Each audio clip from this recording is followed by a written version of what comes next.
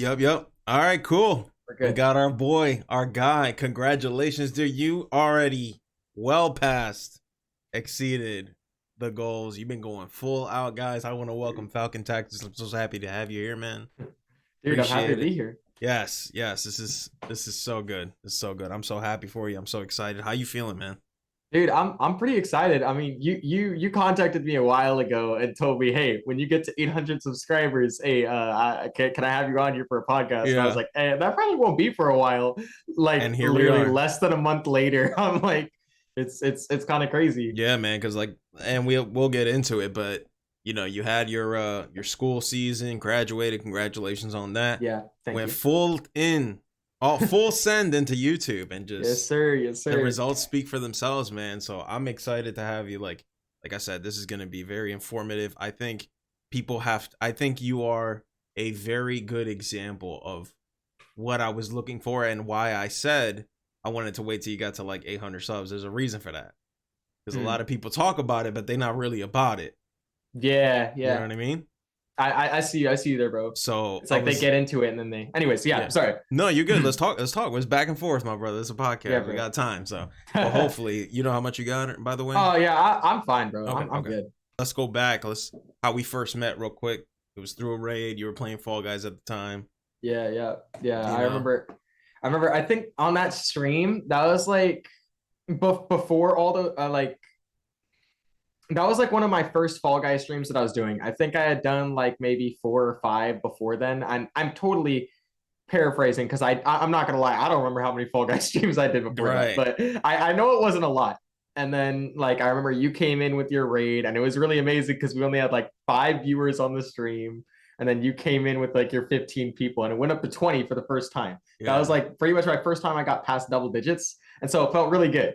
Like, and then I saw you and how all of your members were acting inside of the chat, and I was like, this guy seems really cool. Thank you. Thank you. Yeah, so and then I think after the stream, I checked out your channel and I watched some of your videos, and I was like, man, this guy's really cool. I need to talk to this guy. Like, like so. Yeah, and I Yeah. appreciate that. I want to ask you about that too. Actually, let me pull out some of my notes. I've been Oh, taking notes lately. oh, bro, you've been taking notes. Oh Yeah, my man.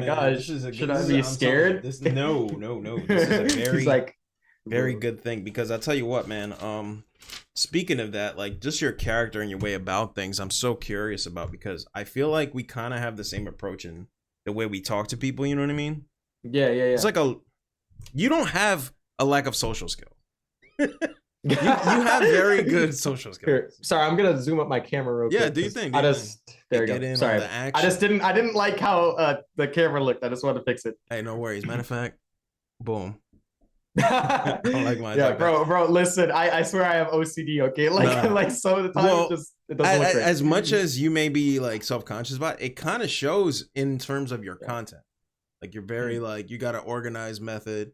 But let's walk through it because we're gonna jump all over the place. I'm getting a little too excited. Of course. So yeah, so like I said I wanted to get you on because I already saw the early enthusiasm when I first met you and when we first talked. A lot of people, they want to be rated, they want like shout outs and support, and I'm like, I'm not really seeing nothing from them. You know what I mean? So from what I understand, you're relatively new to like content creation. How long has it been? I think specifically like, and actually I'll get into that real quick. So before, when I was like 11 years old, my dad actually had, I know, a while ago, like my dad actually asked me and my twin brother if we wanted to make a channel. This channel is called Twin Challenge Toys for anyone interested. Don't go watch it. No, dudes. It's good. It's good. The content's funny. Okay, but the point is, like, I remember back then our dad asked us if we wanted to go play with toys and review toys, and so I've already been inside of the content creation field for a while. It's just been a while since I started getting back into it, and I've been doing it myself recently.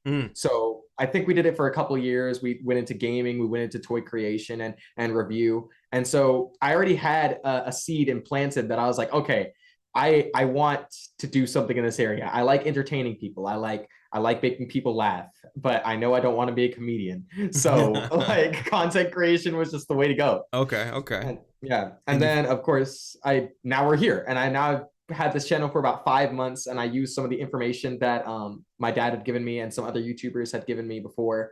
And yeah, now we're almost at 1,000 subscribers on Yo, the where you channel. at? Do So you know exactly roughly? I Like, think we're at 900. I keep logs, so let's I just finished my log earlier today because I write logs of what I do every single day. that don't surprise me.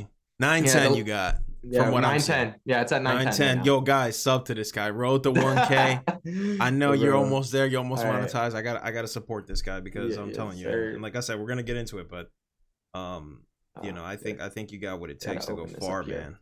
Your energy's contagious. So you okay? So I saw it. You came out guns blazing. You took a little hiatus, focusing on school, which is important. Smart. Congratulations, you graduated. You're coming out full force. Here you are now, 910. Like, talk to me about So you kind of already talked about like what inspired you to start. You kind of did it at an early age. You finally decided to do it on your own. Was there like a catalyst that made you say like, all right, now I'm gonna go on my own?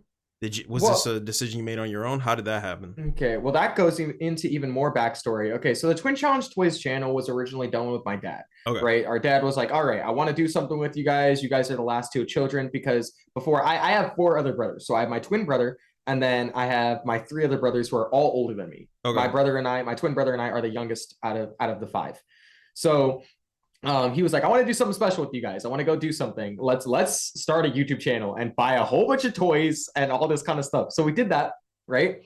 And then I think it was at one point our dad bought a studio. Like, I don't know what was going through his mind. He was like, all right, we need an official studio. Yeah. So we bought a studio, and we had the studio for probably about a year and a half, 2 years ish. And it was going really well. And then he wasn't able to pay for the studio anymore because they started increasing the rent on the studio. He was like, yeah, that's not happening. Yeah. So we moved our whole setup to the house. And I think that's when things started to die out. My brother and I don't know about my brother, but I know I was definitely getting burnt out. We were playing the same game over and over and over. The toys didn't really feel like anything anymore because we would do it every single day. Right. Like, and then we would do it for probably 5 hours. And as a child, like, 5 hours is a long time. It is. So it's just at that point, I kind of started to fall away from it. And Dad was like, this is your choice. You guys can continue doing it or you guys can stop. And so in my ignorance as a young 11-year-old, like, well, actually, I think it was like 13-year-old, like, I was like, I don't want to do this anymore. I'm out. Peace. And then like, I kind of ruined my chances of being able to stream and do videos with Dad. Like, so then I took a lull for probably about, I want to say 5 years, because my dad said if I ever wanted to get back into content creation, I had to do it myself because of the laws that are in place on YouTube. If you're younger than 18, any of the responsibility falls onto the parent. And so Dad didn't want to be in any legalities if I did anything wrong on YouTube. Fair. So yeah, that's the reason why I waited until I was 18 in order to do it. And of course, I have to do it independently because if he gets involved in any of it, legalities might also fall on him as well. So it's just a whole situation here and there. Yeah. Overall, the overall goal too is that I wanted it to be my thing. I want to own everything. I want to do it myself, and I want to know exactly how it would feel to be able to try and grow and hone something on my own accord. Okay. So okay, if that makes sense. If that makes sense. Of course it does. It does. You guys sound very meticulous. Like, do you get that from your father? Is he like a meticulous man? Oh yeah, dude. Okay, we call our dad a unicorn in the biz, bro. He's unique, bro. He's so like he's one of his kind. All right, like my dad is like the most efficient person I know. I know so many other people, and like even then, I've done tasks for other people, and I go and do those things. And my dad has such high standards, right? So like regular people's standards are here, in my opinion. Okay, and then other people, like my dad's standards, are like up here, like. And then in between, my standards go about here. It's still higher than average. So I have a really high standard for things, but it's not as high as my dad's, but it's higher than average people. So when average people look in, they're like, oh, dang, this guy's like really crazy. He's doing things amazingly. And I'm like, really? Because like, I could have done that way better. Like, and so my mindset for that is like, it's a little unique because I have a standard that I'm trying to get to, which is my dad's standards, but I'm way higher than other people's standards already. Yeah. So, yeah. Do you know, is that some like, now, okay, I'm assuming obviously that it was passed down onto you. Do you feel like there's any, like, are there any drawbacks to being like that? I think so, because I kind of, if something doesn't turn out good to my standards, because my standards are also high. Yeah. If something doesn't get to my standards, I often feel a little bit disappointed, because if it can't even get to my standards, I know it's not going to get to his standards. So I feel like that sometimes I do get a little bit of backlash, and I do put a lot of work into something, which ends up making me tired. Like, I think today's stream is a good example. Like, on stream, like, I did a lot of stuff before the stream. I ended up recording 5 YouTube shorts. So because I recorded 5 of them, and then I edit them separately and post them on different days and all that kind of stuff. But yeah, I ended up recording 5 of them, writing the scripts out, writing all the comedy out, trying to make sure everything was good. Obviously, I have my costumes now for my characters, so I switched between the costumes when I edit. It's just it took a lot of different planning today. And then I got into the stream, and even before the stream, I was quickly eating lunch and then like trying to make sure everything else was finished. And then I started the stream, and it's just I don't think people understand how hard it is to stay energized the whole time while streaming for 4 hours. Yeah. Like, people are like, you're just playing a game. I'm like, no, listen, I'm playing a game, talking to people, trying to make sure I'm staying entertaining while not getting angry at people doing stupid stuff. Okay. Like, it takes a lot more self-control. Yeah. I think there was, I think there's evidence to suggest, I don't want to speak here, but I think people even like burn calories while playing chess. So if you're doing like I think it's something crazy. Like, I'm gonna look it up real quick because I genuinely don't want to misspeak here. Check this out. So it said here, Robert Sapolsky, who studies stress in primates at Stanford University, says that a chess player can burn up to 6,000 calories a day while playing in a tournament. Whoa! All they're doing is sitting and thinking and moving pieces. But holy moly! Yeah, the amount of thinking, like literally thinking, takes energy. And I know you're thinking while you're streaming, and I can say that for myself because you got to think. You're having multiple conversations, and some people are very social. So you got to like keep track of what they said, remember it. Like, you got to be sharp, man. You got to be on top. So you definitely give that energy, and I think you understand that more than anyone. Even though it looks like you're just playing games, and to some people, that's really is all they're doing. But to be high level, you're 100% right. Like, you gotta. Now, obviously, I'm sure, and I'd love to see your side when you get to this point. There's a point where you can't talk to chat anymore as much as you used to, you know? Yeah. It's kind of just more like waves. Like, you'll ask a question and it comes in waves. I think about that all the time, because I mean, I'd have to pick and choose which comments that I try and read. And like, I don't know, that thought, like, of course, my goal is to get really big. Of course, I want to be able to get big and high on YouTube and to be able to make this my career. I want to be able to live off this. But at the same time, I know that the bigger I get, the less I'm going to be able to talk to my community. And that makes me a little bit sad, because I do enjoy talking to my community. Like, that's like some content creators just say it. I feel like they just say it. Like, they don't care about the community. But when I say it, I genuinely mean it. I don't say things that I don't mean. Okay. Yeah. Like, it's why I try and pick my words very carefully when it comes to being on camera or talking, because I don't want to say something that I don't mean. I don't want to lie to anybody. So I'll tell them exactly what I mean. I'll be like, that was kind of stupid. Or, hey, maybe you shouldn't do it that way. Maybe we should do it this way. Or, hey, that was really amazing. Like, if I say anything, it's because I mean it. So I often won't say what I don't mean. Yeah. You'll live a lot better when you're honest. That's for sure. You know what I mean? Because you'll learn to not hate yourself as much or feel as though you're being dishonest all the time, and you got to retrace what you said. It's better to just be upfront and honest. You got a lot of maturity, man. Like, I'm assuming that also comes from your family. Yeah, I think it does. I mean, I've been told that a lot, and despite that, I know that, like, obviously no one's gonna see everything about my life, but there's just, we all have our areas, bro. Like, I might be a little bit more mature in like the social aspect and presenting myself, but there's just some areas where I'm not that great. Okay, bro. Like, dude, I might be mature, but I choke on water half the time I drink it. Like, dude, all of my friends know that. Like, and sometimes I just say things like, right. I'll be speaking, and even though I'm a social person, if I'm not on camera, you might catch me to say something so out of pocket. Like, why did he even say that kind of level? Like, wait, hold on, pause, kind of a thing. Like, they'll be like, bro, what? Dude, I'm scared for if I ever go to VidCon and like I start talking to people, because the thing is, I won't be on camera.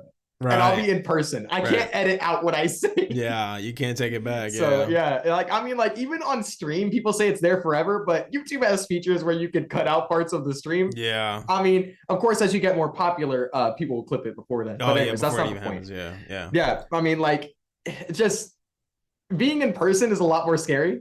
Right, right, in my opinion. So yeah. But yeah, we all have our areas. So yeah. And you're still young in the space, still young in life. So that's the fact that you're gonna make mistakes is a guarantee. That's not even a debate, and it's gonna come from me too. It's gonna come from anyone who even decides to have the stones to put their face on YouTube. I was really thinking about that the other day. I don't know if you would agree, but like I'm telling you, man, like putting your opinion out there, I don't know why. It's a little nerve-wracking. Like when I did that for the first time, I was constantly like overthinking, like what if I'm saying too much? What if I'm saying too little? You know? Yeah, when you start doing like content that revolves around giving your opinion on something. Yeah, and even on anything. Like, dude, I'll go on Twitter and sometimes freaking just the gamer fan base is brutal.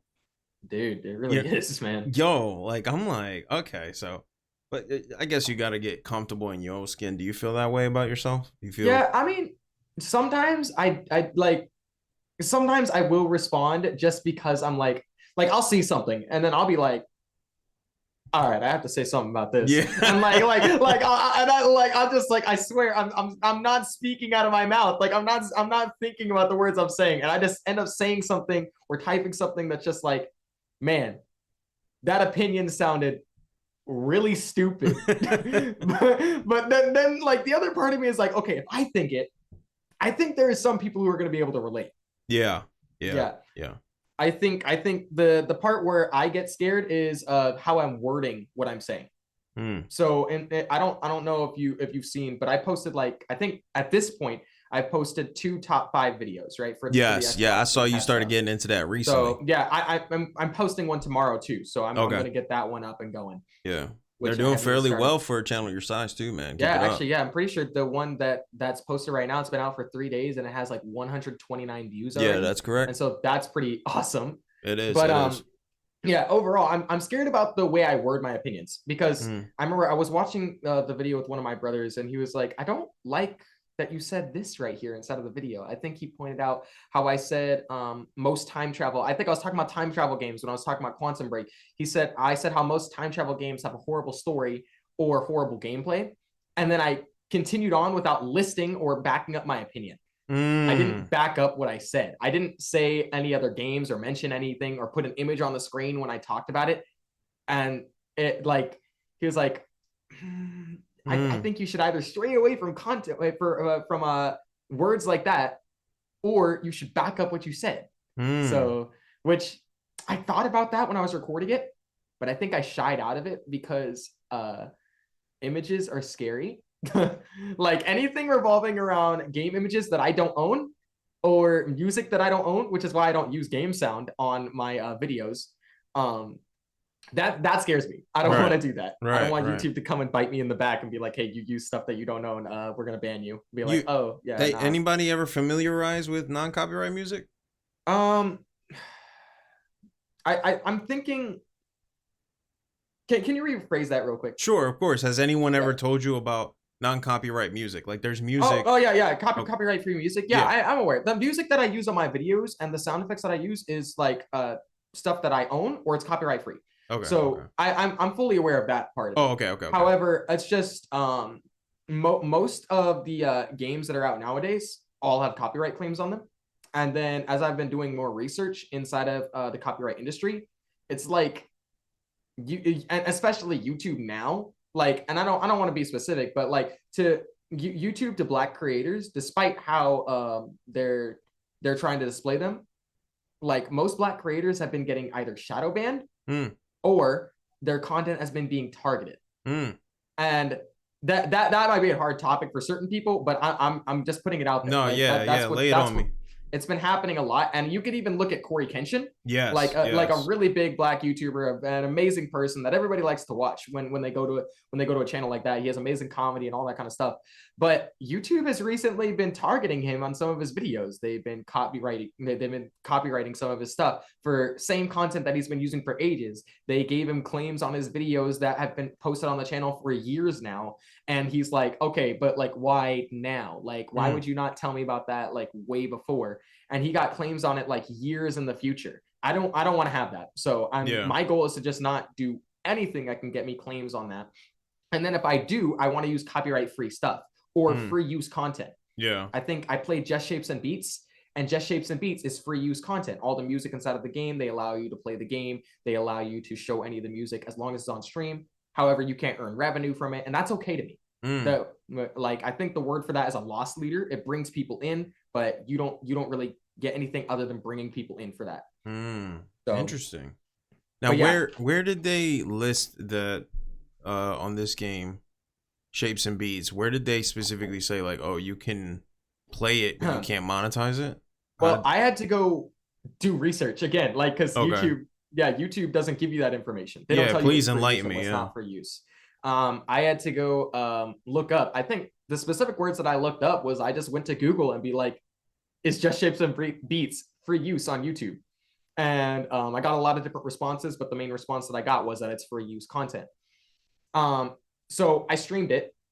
And then after I streamed it, YouTube gave me a copyright claim on the video. And that's okay. Once you go into the analytics of the video or the editor of the video, you can view the claim on the video. The claim on the video will either describe if it's free use, like it'll use the word free use content, or it'll use the word copyright strike. And if you get a strike, that's not. That's not good. We all know we don't like that. No. But yeah, the free use content is kind of hard to get into, and like it's really only for popular games. So if you go to popular games, you'll be able to figure out if the content is free use or not. But most games, they won't publicly announce that. So it's the best thing that you could possibly do is just not use the audio at all. So that's why for my top 5 videos, they don't have any audio. I don't want to risk it. Yeah, which is fair. Like I was watching Count Dankula, and he literally, it's gotten to the point now to where he'll be talking about a real life story, and he will just like sit in front of the camera and talk. No music, it's just him talking.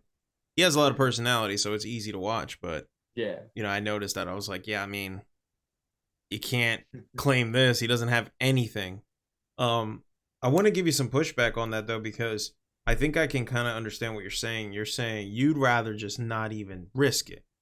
You don't even want to give YouTube an inch.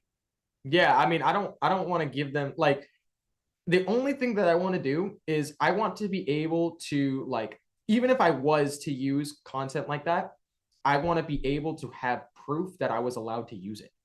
And if I don't have proof, or if I don't have like anything showing that I own what I'm using, then YouTube can basically say that I don't own it and still claim me, even if I am allowed to use it. Right. So that's my view on it. I don't want to get into anything that I can't argue against. Yeah. I mean, you'd be the first person I've talked to on this podcast who's that on top of that, because most people that I talk to, they'll play game music that's like really old. They'll play like Super Mario music, like stuff that they know won't trigger, I guess, the system that YouTube has, Yeah. But you have a point. Like, if there's one day, which we wouldn't be surprised if they did, if there was one day that Nintendo decided to claim all of Mario Galaxy music. Yeah. You are 100% right. Like, you as a streamer or as a content creator, you never got permission expressly to use it. It's an interesting thing that you're looking into. Yeah, I think that's very smart. I guess a lot of us are a little more liberal or a little more like loose with just using whatever it is. Now, obviously, I got like a license with in audio, so I get claimed all the time, and then in the same email, maybe about 2 hours later, YouTube would be like, the claim has been removed because they have to, like, I guess, do their thing to see that, like, I actually I can use this because song. it's automated. It's automated. It's So automated, right? It's automated. They claim it, and then YouTube's like, okay, this video was claimed. Let's go look into this, and then they're like, oh, okay, never mind. Yeah. The only game I saw that ever was like I know the creators expressly said like we will never go after you was like Metal Hellsinger. Like I've talked about this game a lot, but that it had a custom soundtrack and they literally made it very well known like you guys are good to stream it, use it as content, it's yours, do whatever you want. But that's an interesting point you bring up, man. I mean, I've noticed a lot more like that games are adding like streamer mode and video creation modes to the games inside of the settings so that content creators can play it with game sound effects, with music, and don't have the risk of getting into that. But I wonder if there's ever going to be like fine print now, you know how sometimes some games oh my gosh, there's going to be fine print on the game. Yeah. Oh like my goodness. In the the user agreement before you play the game, like there's got to be a section for streamers. There's got to be a streaming section or content creation section. There's got to be, bro. Yeah, because I didn't even think of that. Like, what if they make like a terms of service or any type of user agreement where it says like, okay, you can use this, you can make videos on it, but you can't monetize it in any way. Who would know that, And then what would happen if they go against them? But whose side would you rather be on? I'm assuming you'd be on the content creator side, but of course, full on, man. As a content creator myself, I would much rather use the game music than use my own music. Right. Like not only does it save me time from having to make my own music or buy my own music from other people or get a subscription to use free use music, like it allows the game to be a little bit more immersive and engageable with my chat or my community because they get to hear the actual game. Like that would make me feel a lot more comfortable and have a lot more fun in general. With stress free playing the game, man. Right. Yeah, that's fascinating, man. The fact that you're so on top of this and you just you got the amount of subs you have, you're already thinking ahead of the curve. Where do you see yourself in this space? Like, a couple of years from now, what's the end goal? Is this pretty much going to be your life until infinity? What are you thinking? I mean, my goal for at least 2 years down the line from now is to be able to at least be making enough money to live by myself. Oh, that's my goal in 2 years. Like, and even if it's a small apartment, okay, even if it's not big, okay, my goal is to be able to live by myself and still be able to stream and make content. Okay. Like, that's my 2-year goal overall. Okay. I know that in order to get there, I got to put a lot of work into it. So that's what I'm doing now. I see that. Did you, I don't know how much detail you want to get into your personal life, but did you have like any type of work experience before this? That you can speak on? Okay. I will use an example, and we're gonna call this place Sesame Street. Sure. Okay. Call it Sesame Street. At the Sesame Street convention. Okay. I did end up doing some work at the Sesame Street convention, and I helped this guy named Dave. We're gonna call him Dave. Okay. Because his name is not Dave. That's fine. Yeah. Anyways, I helped this guy named Dave. He had me lifting boxes. Pretty much it. Okay. He had me lifting boxes into the convention center where all the tables and booths were set up.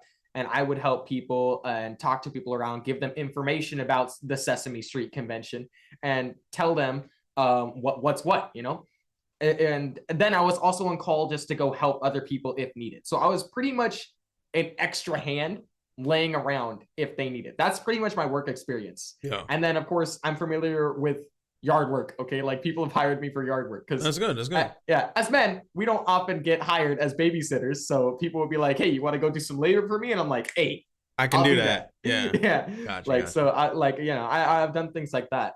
That's good. At least you have like experience on like, you know what it takes to get it's going to take nothing but hard work. Are you firm on that? Considering what you brought up earlier about how you feel as though YouTube may be a little weird with Black creators, like, do you feel like it's just going to take hard work? Do you feel like there's a way you got to navigate this? Overall, like, and I'm just going to go like very general, like not even just for Black content creators. I just mean like creators in general. I don't think it takes hard work to earn something out of it. I mean, oftentimes I do think it takes work. Like, you do need to put work towards something in order to get something out of it. But I mean, I don't think it takes hard work. Let me define what I'm saying here. Yeah, please. Yeah, I do agree that you need to put work into something in order to get something out of it. However, I don't agree that you need to put everything you have into that thing in order to earn something out of it. Because in the end, you're not going to have anything left to give. Right. You want to be able to give something with the least minimal effort you can give. That's also like good effort. You want it to take the least amount of time you can do to get something out of it. Like, I watched this guy named Myron Golden. Okay. Myron Golden makes content creation specifically designed for people who want to earn money, because he knows money is a big thing. People want to get money. Yeah. So he's a pastor who teaches out of the Bible, and he's like, okay, so the best way I can give content creation inside of this area is to give people truths and then involve money into it so people know how to make money out of it. And so he talks about principles and areas about hard work and planning ahead and all this kind of stuff. But his main thing is, you don't want to you want to put as much work as you can into something while still having time for yourself, and you want the I'm looking for a specific word. You want the return to be bigger than the work that you're putting towards it. Yeah, a bigger return on investment. Yeah, you don't want the work to be the same. Like, because if it's the same, you're getting what you work for, and that's great.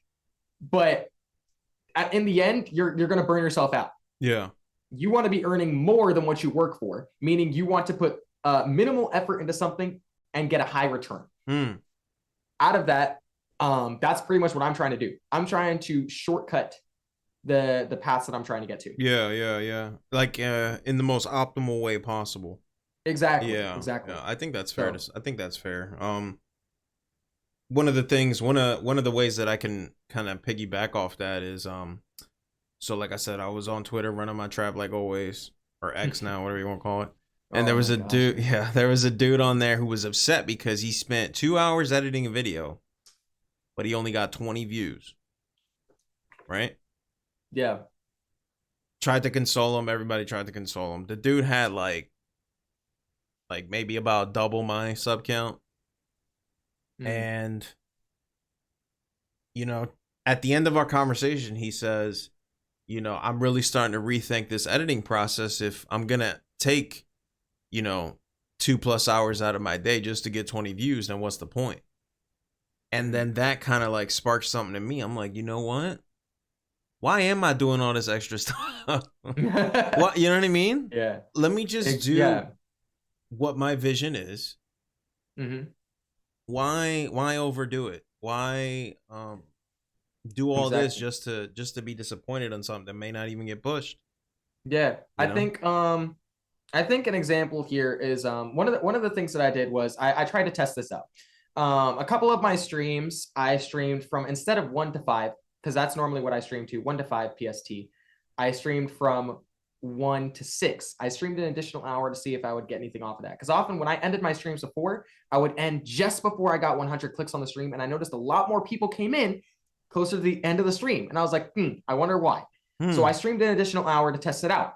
And yeah, I got nothing out of it. I got the same amount. I got the same amount from streaming for 4 hours that I got from streaming 5 hours. So I was like, okay, we're just going to keep on streaming 4 hours because I'm getting the same amount of thing. There's no reason to put extra time into something if I'm getting the same or not more out of it. Yeah. So yeah, that's the old like Twitch streaming kind of advice that everyone give. You gotta stream 12+ hours, and you know, you gotta do it every day. Blah blah blah. Like, yeah, I agree that consistency is good, but it's not just about being consistent. You see so many YouTubers saying, "Oh, consistency is the key." It's really not. It's like consistency is important, but it's not that important. Right. Like, people also say quality over quantity, but in the beginning when you're starting YouTube, it's also not the case. You want quantity over quality. Your goal is to keep on creating content for people to view.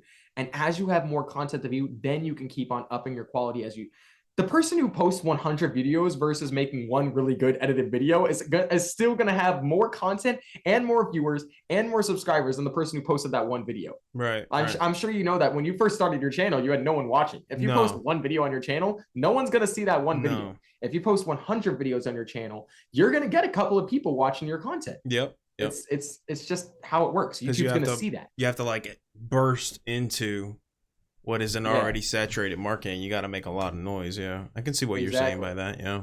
So there are exceptions to the rule, but those are very rare. You know. Mm-hmm. So yeah.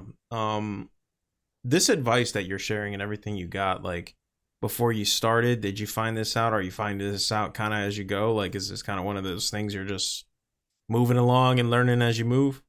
I think part of it is just because of the family that I'm raised in. So like I said, my dad, you know, a unicorn. Okay. Like he passes on his wisdom to me. And even though I don't understand all of it, some of the things that I take in, like I'm able to apply to other things that I do.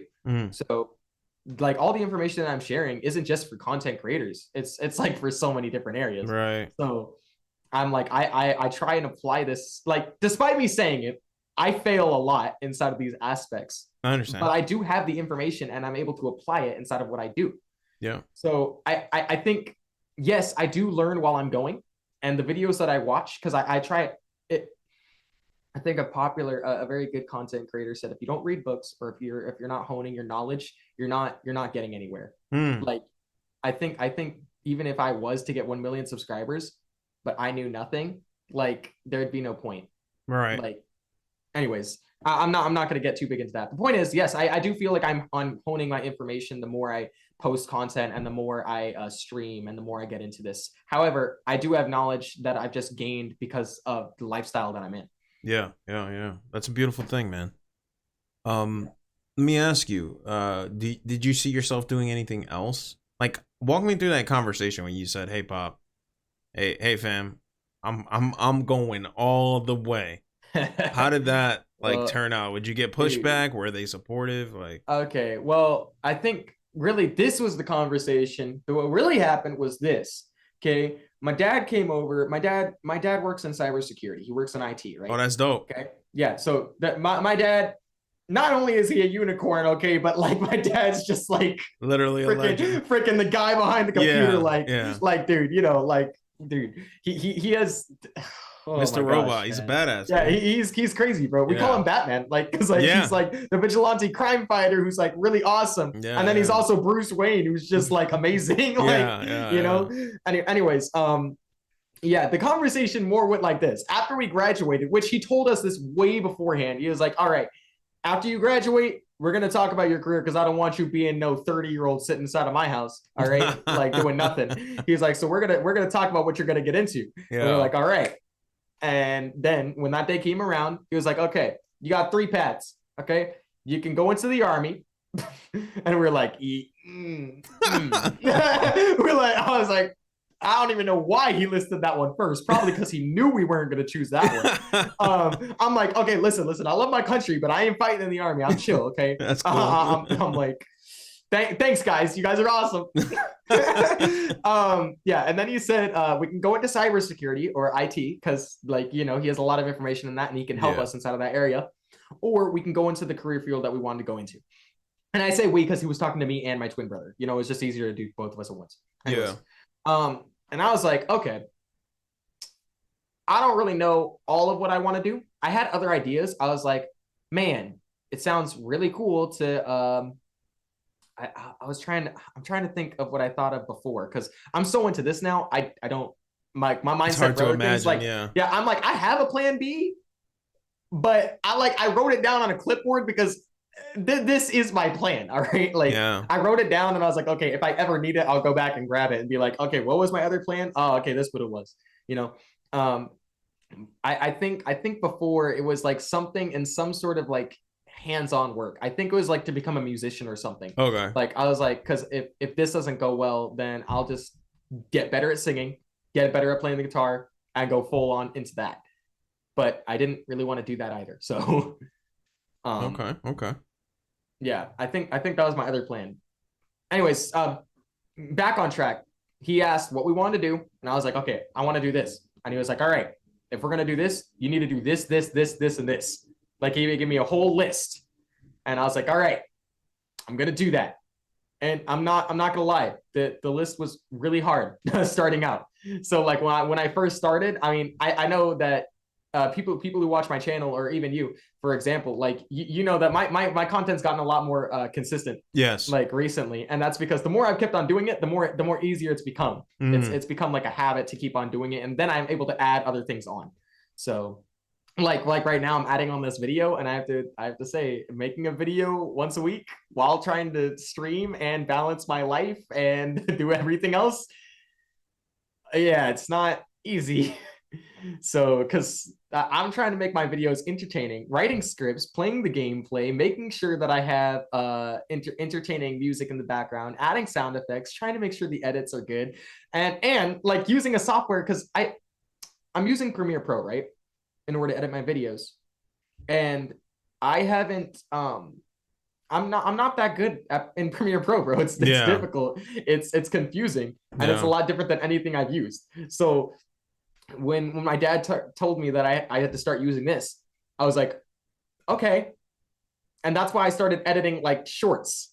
The short content took me like 30 minutes per short when I first started it. And like that content's easy. It's just zoom ups, cuts, and like that's it. Like zoom ups and cuts. That's the whole thing. Yeah. But even then, those took me like 30 minutes in the beginning because I was trying to navigate the platform. Now I can like edit shorts in like 2 to 5 minutes. Like those are easy. Those don't take me too long. But the full length videos is a little bit longer. Right. So I think the one that I posted on Sunday took me a total of 6-7 hours. Like a total of that time. Oh my. So yeah, that wasn't good. No, I can't imagine. Yeah, I can't take that long for my other content. My goal is to do it in like 2 hours. Okay. We're not there yet. Right. It takes practice and time, and I'm assuming you learn as you go. You didn't learn it first or anything like that. Of course. I think what I did beforehand, before even getting into Premiere Pro, my dad was like, all right, watch some of these videos. And I was like, okay. And then he was like, and then watch even more videos on it. And I was like, all right, one of the videos was 3 hours. And I was like, It was 3 hours long, saying everything you can do in Premiere Pro by this really old guy who has really, really old traditions and standards. Oh my. And so I was like, I can't. I was watching the whole video like this. I was like, like the whole time.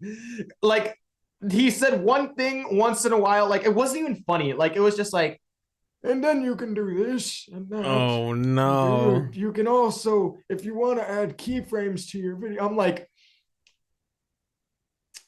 man, this guy is so old. like I'm like, respectfully, I'm just like, man. Yeah, I would have just looked at that and be like, you know what? I'm gonna be a plumber. I'm gonna just go be a plumber. I'm gonna be a plumber, bro. Oh my gosh, man. I'm gonna just go be a plumber. Ain't no way. But so see, the thing is, I'm glad that I watched it, because then I got into Premiere Pro and I was like, oh, I know what all of it is. Like I looked at everything and there wasn't anything that I didn't know what it did. Given I had to go and be like, okay, how do I do it again?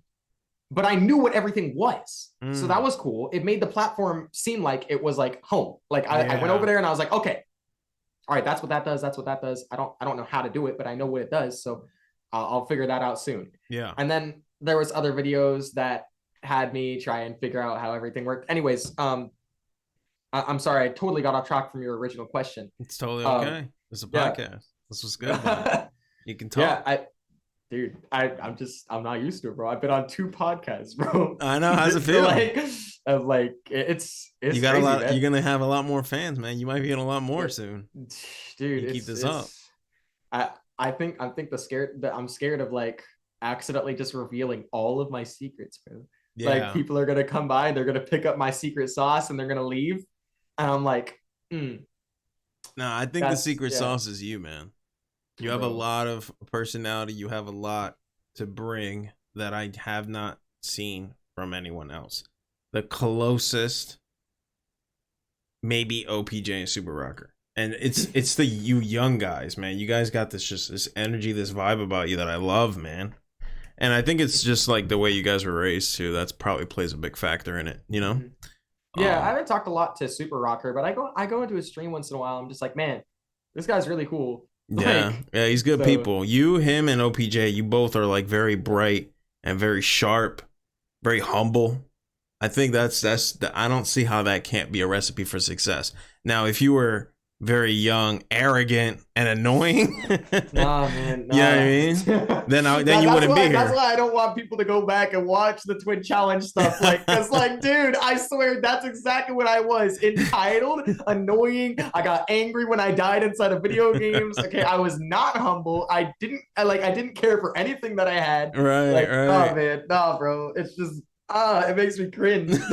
Yeah, I feel you. I feel you. Dude, I used to yeah. make little videos back on Facebook. Oh, What is that, Facebook. right? I'm sorry, I know, bro. I know, I know. I'll let you cringe that out. Yeah, Um, every. I was I'm like, dude, sorry. if any of these got posted, like I swear I would get in so much trouble because, you're young and dumb. You don't know what you're saying. You Mhm. don't really understand the weight that your words carry. So Yeah, yeah, yeah. I agree there. Like, you changed a lot. When did that kick in for you? When were you like, you know what, I got to change my ways, or did you just change naturally? I think it was more a natural change, bro. As you get older, you just learn stuff. Like the older Right. you get, the better you get. Or I guess in this way, iron sharpens iron. So it depends what environment you're in. Yeah. Um, I think the environment I'm in was really good. I grew up in a good home, That's good. like, and then like my parents are they believe in Christianity, so they believe in the Bible, and so they grew me on that. I was raised inside a church with other people who had the same beliefs as me, and not only the same beliefs but similar personalities. So like we just kept on grinding on each other and Right. like building each other up. And I That's think beautiful. that leads me to the point that I'm at now. So Yeah, I think yeah. it was like a natural change. It's just the environment that I grew up in. Yeah, yeah. So You still talk to your friends in real life? I'm assuming you yeah, plan on continuing that. of course, man. Like I do love content creation, okay, but I'm never gonna be one of those content creators who's like, I'm sorry, I can't hang out with you. I'm filming content. Like I've ended my streams early just because someone was like, hey, do you want to go do this thing? And I was like, yeah, all right, let's go do this thing. Yeah. Like I don't want to be that. My goal is to get like big enough on YouTube to the point where if I don't post for a whole month, I would still be okay. Like I'm not saying I would ever do that.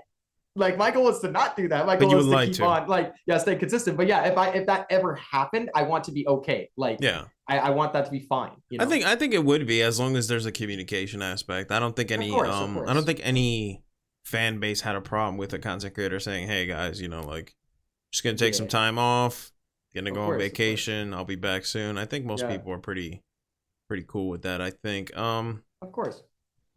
How do you feel about the modern scape of YouTube? Have you watched it your whole life? Have you seen like a change at all?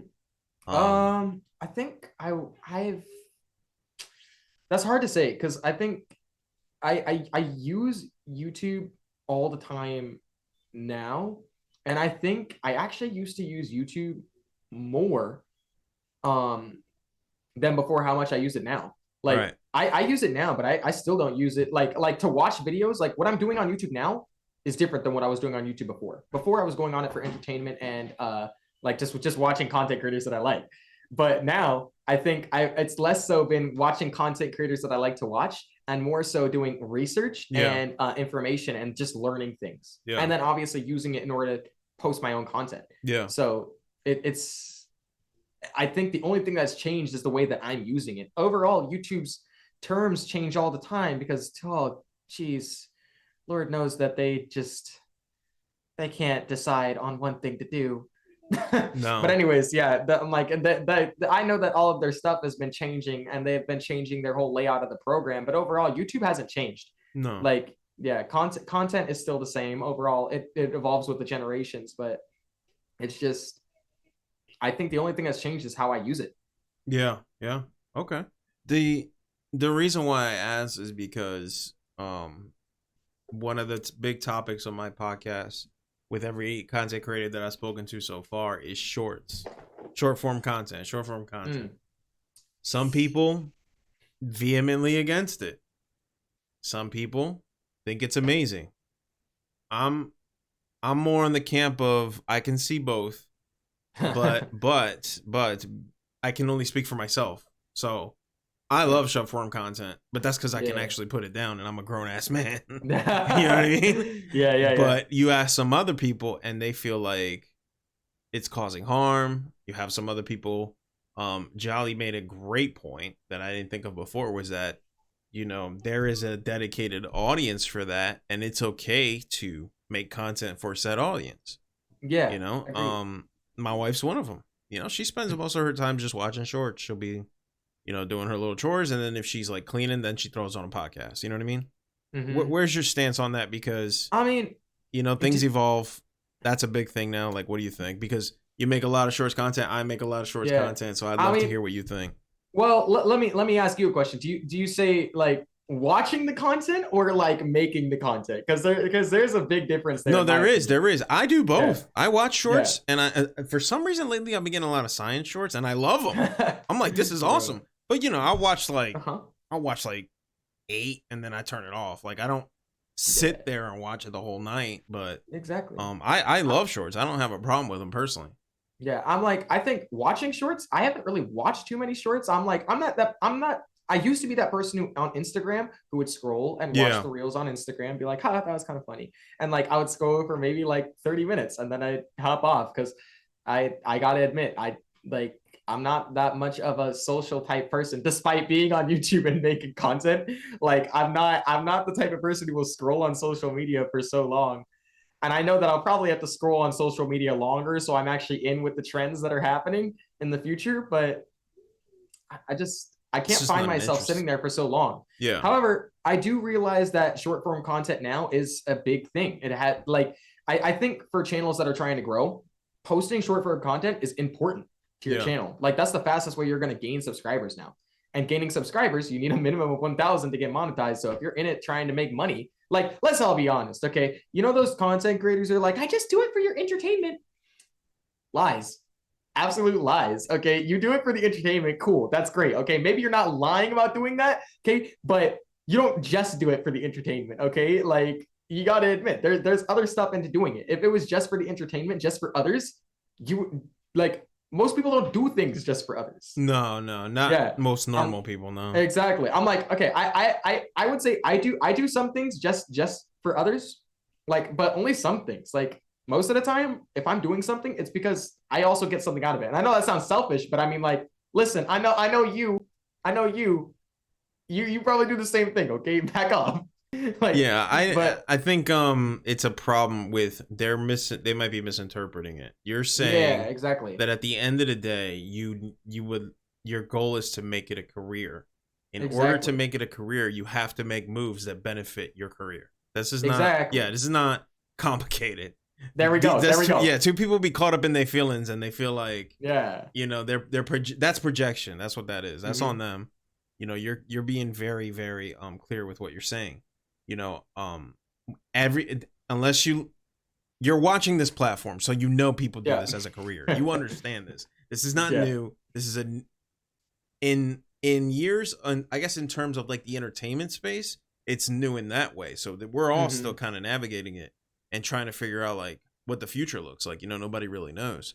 But we can't pretend like there aren't people who have entire teams, organizations, you know, people on payroll strictly behind YouTube. Like that's just what it is. So, and it's a different ball game when you're by yourself. You don't have a team, as far as I know, right? Like you got, you know, obviously the advice.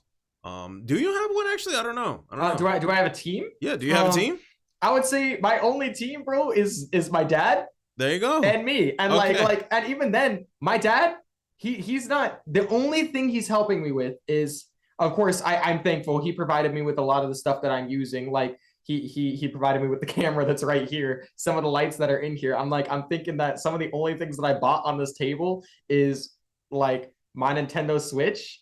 And then like, it's kind of sad. Like that's pretty much everything on this table was provided for by my dad. Like I think that's cool. Because I'm like, it's amazing. He provided the stuff that I need in order to be able to do it. He gave me information on how to learn how to use it, and then he kind of backed off. Like, and he still helps me, and he's still helping me. He's trying to help me get to where I want to be in 2 years. I mean, he's your father. Yeah, he's not. Yeah, exactly. Yeah. Like so. overall, he's trying to help me get to my goal. He's trying to help me reach my goal. And in doing that, of course, he's helping me all the time. But overall, I'm doing 80% of the work and he's doing 20% of the work. Yeah. I think I think your dad's a badass, man. I would have did the same thing. He's amazing, man. Yeah, like if I had my son and he looked at me, he said, "Listen, Papa Yugi, seriously want to get into YouTube." I'll be like, "All right, I'll give you what you need, but the rest is on you." I think that's like that's textbook level 100 dad status right there. Because it's like, you don't want to be like coddling and always like, "Are you okay? Oh, do you need something?" No. Yeah, I mean, the best way to learn is through experience. Right. Like either experiencing, like looking into seeing other people's experiences, or learning from your own experiences. Like, there's only two ways to learn. And the best way to learn is from other people's experiences, but most of the time you're going to learn from your own. Exactly. So. Yeah, it's kind of like I went with the first option that your dad gave, right? But before I did join the military, he gave me his car.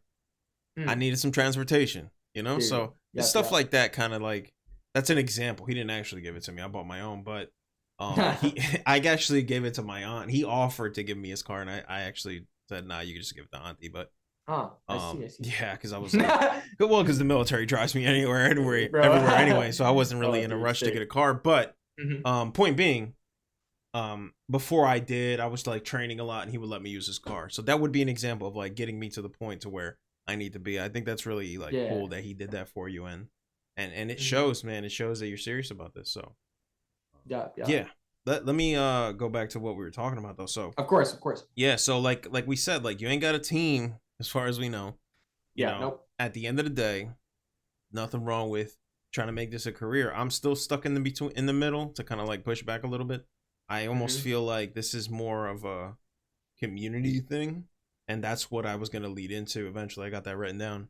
Sorry for the burp. I'm gonna cut that. No. Let me try that again. Yeah, just repeat it. Yeah, let me just repeat it. So, okay. So as we said, it's not like you have a team. I don't either. We're doing this on our own. We're trying to get to that point where we could say that it's a lucrative business, and I think that's okay. I'm still stuck in between to kind of push back on you. Like, it's more of a community thing for me, and that's actually tapping to my next question, which is, how has the community been for you? Do you feel like you're cultivating your own little community? Because that's where I'm at. Like, not to cut you off, but sorry. Yeah. No, it's okay. It's okay. So kind of like where I ended up is where like I didn't know what I wanted.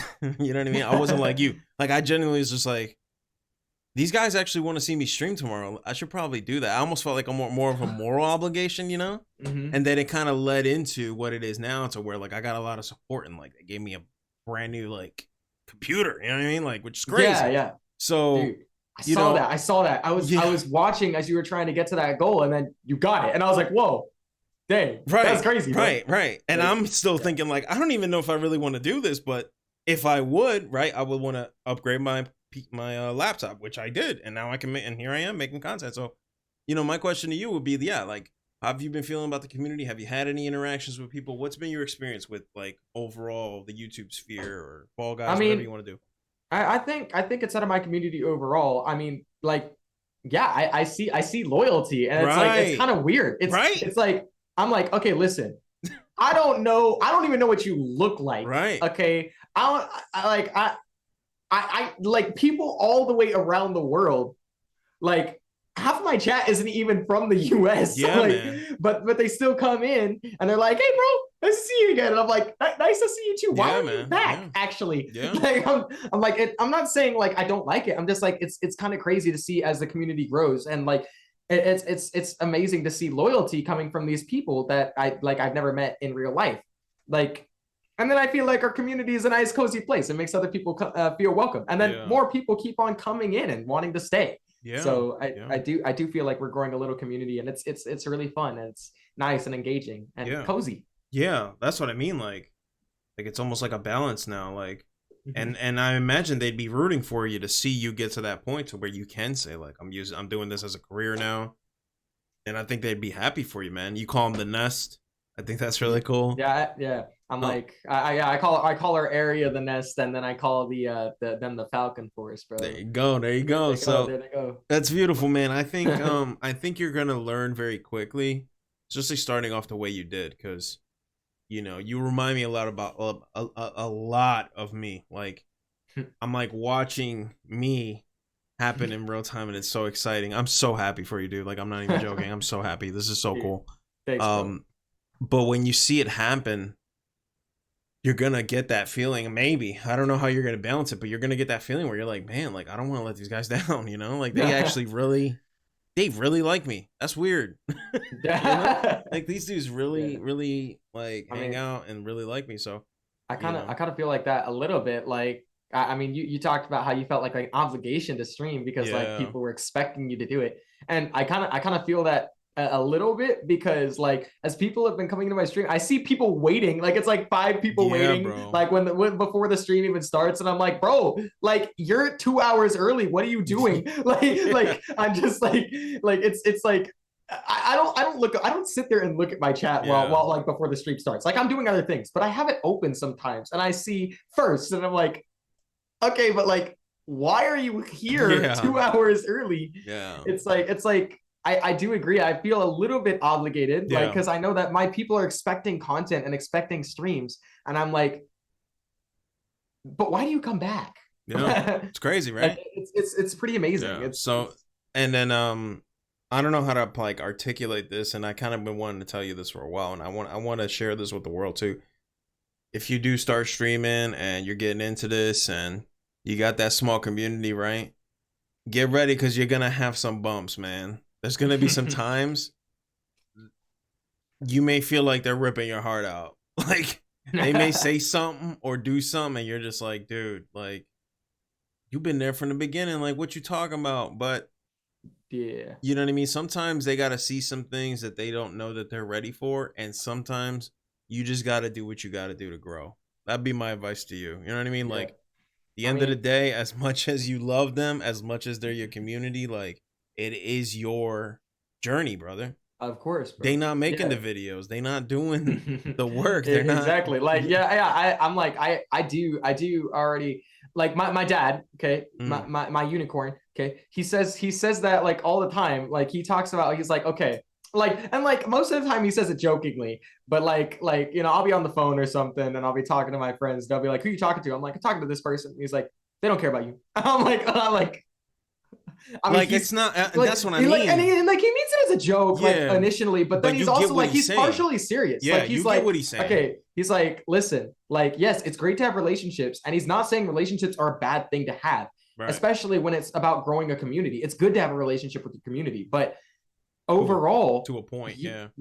I'm like overall, you have to realize what your initial goal is, and if someone in overall, not saying like all the time, but in most of the situations, if someone's stopping you from getting to that goal, you need to rethink that relationship. Exactly. Like it's Exactly. not That's always a great thing to be so in, he already kind of laid that for you because I bro. learned that kind of the hard way. You know, Yeah, like yeah, bro. just because they support you in one aspect does not mean they will in the other. And you've Yeah, seen it. I know you've seen it because you've used yeah, YouTube. The same people that build you up will tear you down, man. yeah, bro. Unfortunately, for better or worse. So knowing that, knowing how now it's not all doom and gloom. There's just more. It's more like a dance. Like you got to know where the middle ground is. So I'm Yeah, still learning it. But be honest, like it's hard, bro. Because I'm a sentimental dude. It's yeah, hard. Like I love talking to yeah, my people. I love, interacting with them. But the power of just saying no, like it's just not happening. Like you need to stop. Like being able to be assertive but firm but fair is what I use. yeah, yeah, yeah. With certain people, and this only goes for the streaming aspect. I don't think there's really an argument to be had when you're making content. That's your content, bro. Like that's Yeah, helping you exactly. grow. I think content's a lot easier Yeah, when yeah, it comes to posting content. If you get haters in the comments, bro, you just hide them on the yeah. channel. Like you look Like and goofy. yeah, exactly. And most of your people, like most of your people, like the people that come and comment on your videos first and like your loyal subscribers, they won't normally say anything bad about your video. Right, right. Like your loyal people, even like it's a lot easier when you're making full form content like that rather than streams. Yeah, Because streams that you're talking to that person yeah. specifically. And it Like and it affects your mood, bro. Like, exactly, yeah, bro. like Like I learned that. Like somebody will come in and say something so unnecessarily, and yeah. they're like somebody that like I thought we was cool, you know, but not really, you know. So yeah, that's just something that I learned in my 1 year of like streaming. I'm like, I gotta like stop taking this stuff personal because they're their own person and they have their own, you know, world, and I got mine. I gotta remember the goal, like you said. That was good what your dad said. Yeah. I'm gonna give an example here. Like, okay, I'm gonna give 2 examples. Right. Yeah. So first of all, I have my awesome moderator Tej. Okay, like he doesn't come into all the streams and all that, but like I've known him since the Twin Challenge days, right? Like he's been there and he's been loyal since then. That's and like, crazy. I know it is crazy. And like even before, like even after I stopped doing content creation, he always kept on getting on my back. He was like, "Bro, so when are you starting up the new channel? When are you doing some new stuff? When's the content coming?" He's a legit supporter, bro. Yeah, like dude, he was like, and like not only that, but like we talk all the time. We just have conversations, like even through the off period of when I wasn't posting content, we just talked as friends. Like we grew a relationship. I've known him for like maybe 7 years now. It's kind of crazy, man. That's like crazy. I've known him. Like I've never met him in person. Like, and yet at the same time, I've met him for 7 years, and we have a relationship that's like greater than some of my people that I know in real life. Yeah. And like, it kind of scares me, but at the same time, it doesn't. It's like it's really cool. Yeah, we have a relationship like that. I think it may scare someone who hasn't had that. I've had that. Yeah. I'm like, I think the only reason it scares me is because like I haven't met them in real life. That's all. Like, yeah, everybody that I know that I have a relationship with, I've met them in real life. And so like it's kind of cool. Yeah.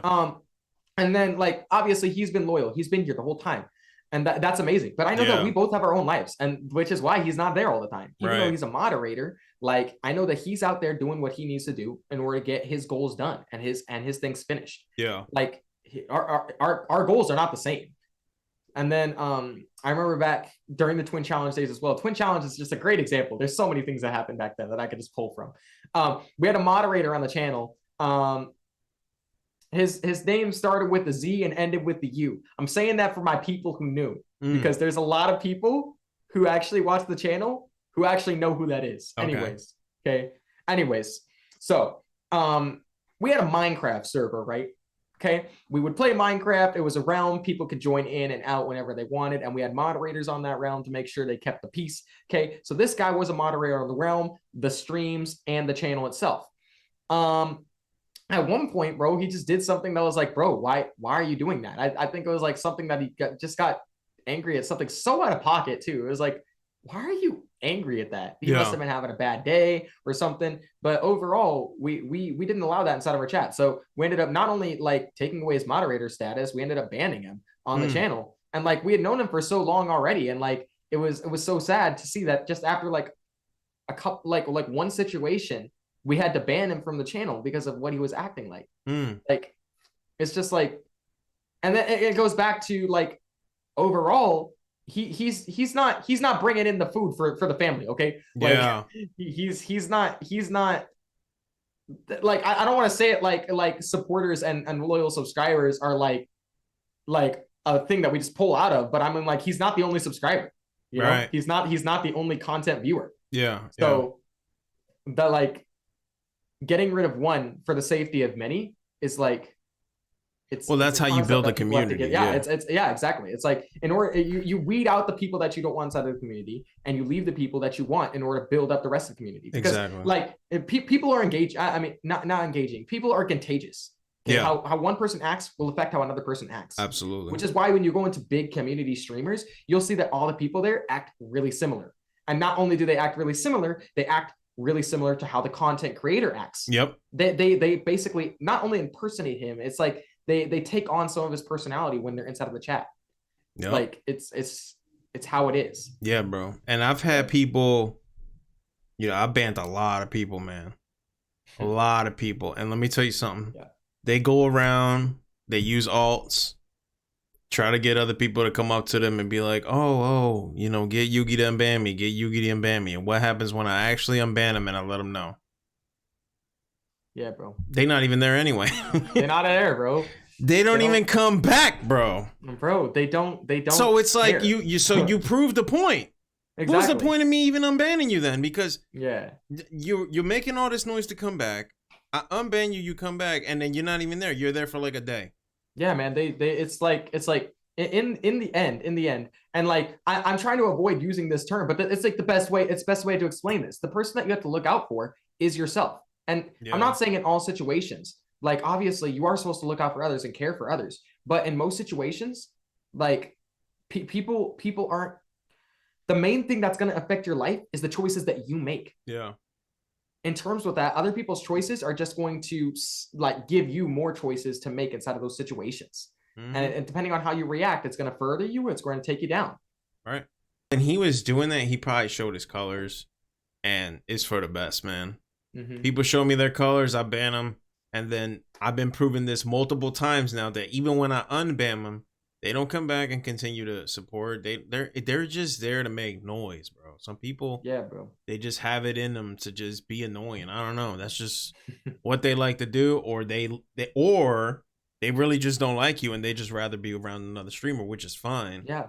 They just don't know how to process that, so they end up doing stupid stuff. But yeah, bro, it's just a fascinating little observation I got to where I noticed it's very, very rare, and I can only think of off the top of my head one person that like I've unbanned and he actually came back consistently.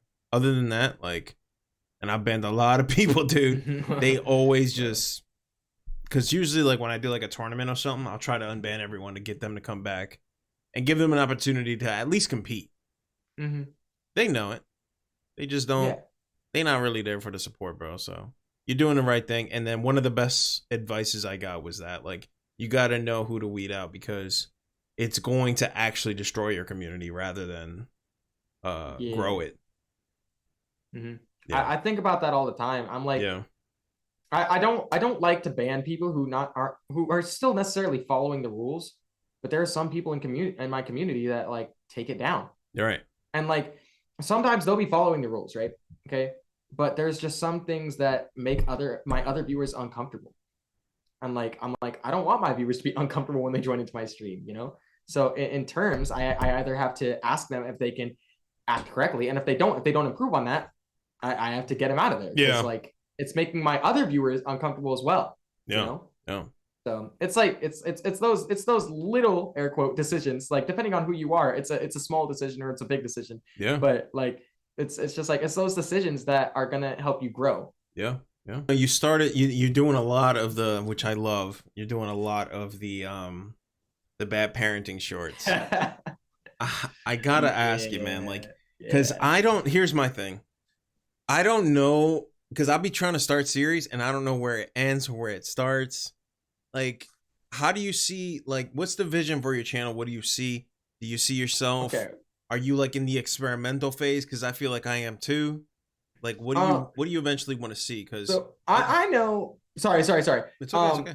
Yeah, I know as a content creator, I want to be a variety gamer. Okay, that's what I was gonna ask you. Yeah, when you look up like variety gamers, you see people like, you know, I don't know, Point Crow, who focuses on Nintendo variety content, or you see Corey Kenshin, who just plays all the popular games out there. You see I don't know, Mr. Beast Gaming, who focuses on like a whole bunch of wide variety gaming content.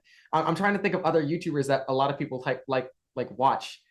You could say a lot. You could say more. I mean, you got Dan TDM. Yeah. I'm like, Dan TDM is a variety gamer. Like, I don't know. Like, just I want to be a variety gamer. I want to be able to play whatever game I want to play, and then like make money out of that. Like, I'm not gonna lie. Like, my end goal is to play whatever game I want to play, entertain people, and then like make a career out of that. Yeah, that's beautiful. That's my end goal. Like, as a matter of fact, like I'm streaming, but even then, I don't really want to stream, but I know that a lot of other content creators stream, and the honest reason that they stream is like they see that that's consistent views that they get from that, and they get consistent watch time, and YouTube sees that, and the more watch time and views that you get, YouTube pays for that. Yeah.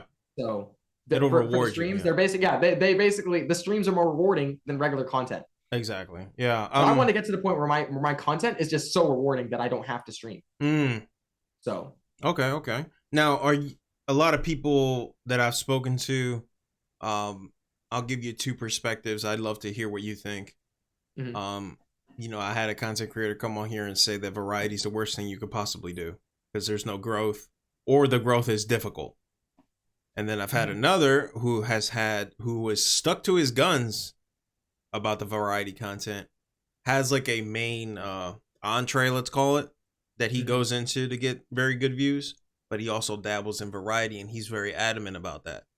So my question to you would be like, are you aware of the hurdles that come with that, and how do you think you're gonna like remedy that? Yeah, I am aware of the hurdles that come into it, which is why, I mean, if you look at my content, you see Fall Guys live streams, okay, and you see like people who will start to come to it now will see top 5 videos, like top 5 video games on Xbox Game Pass. Like my content is trying to orient over things that I know people are looking for at the moment.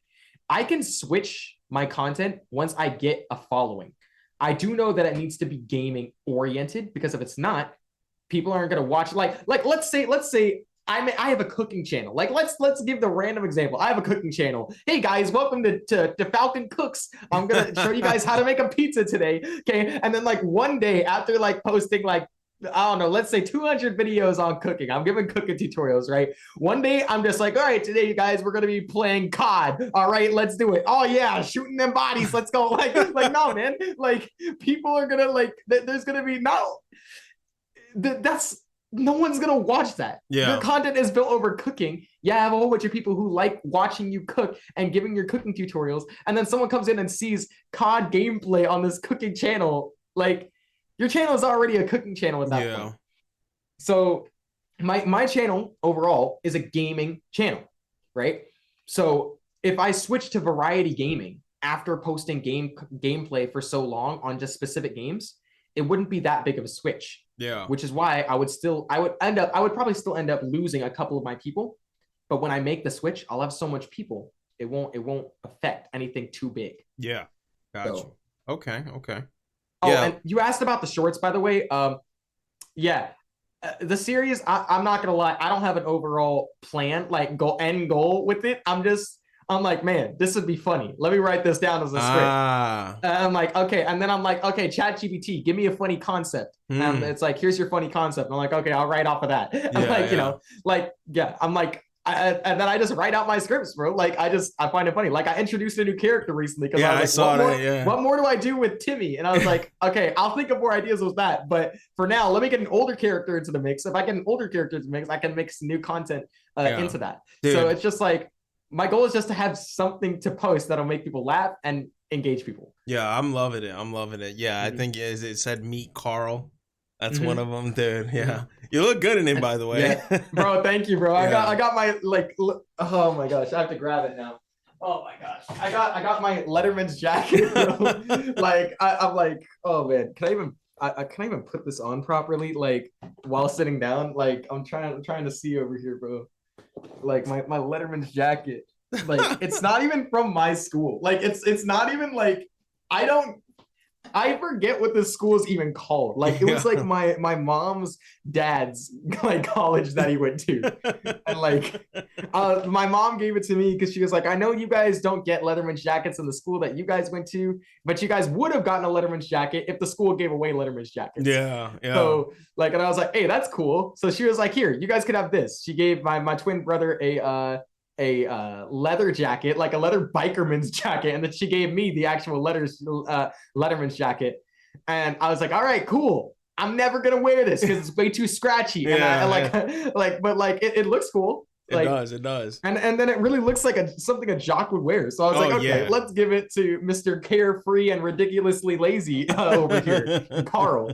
Like, dude, I tried my best to make his name into an acronym. I asked ChatGPT, I was like, what's a good acronym for Carl that means like that stands for just like carefree? And it was like, here you go. And I was like, oh, perfect. There you go. Okay. I used it.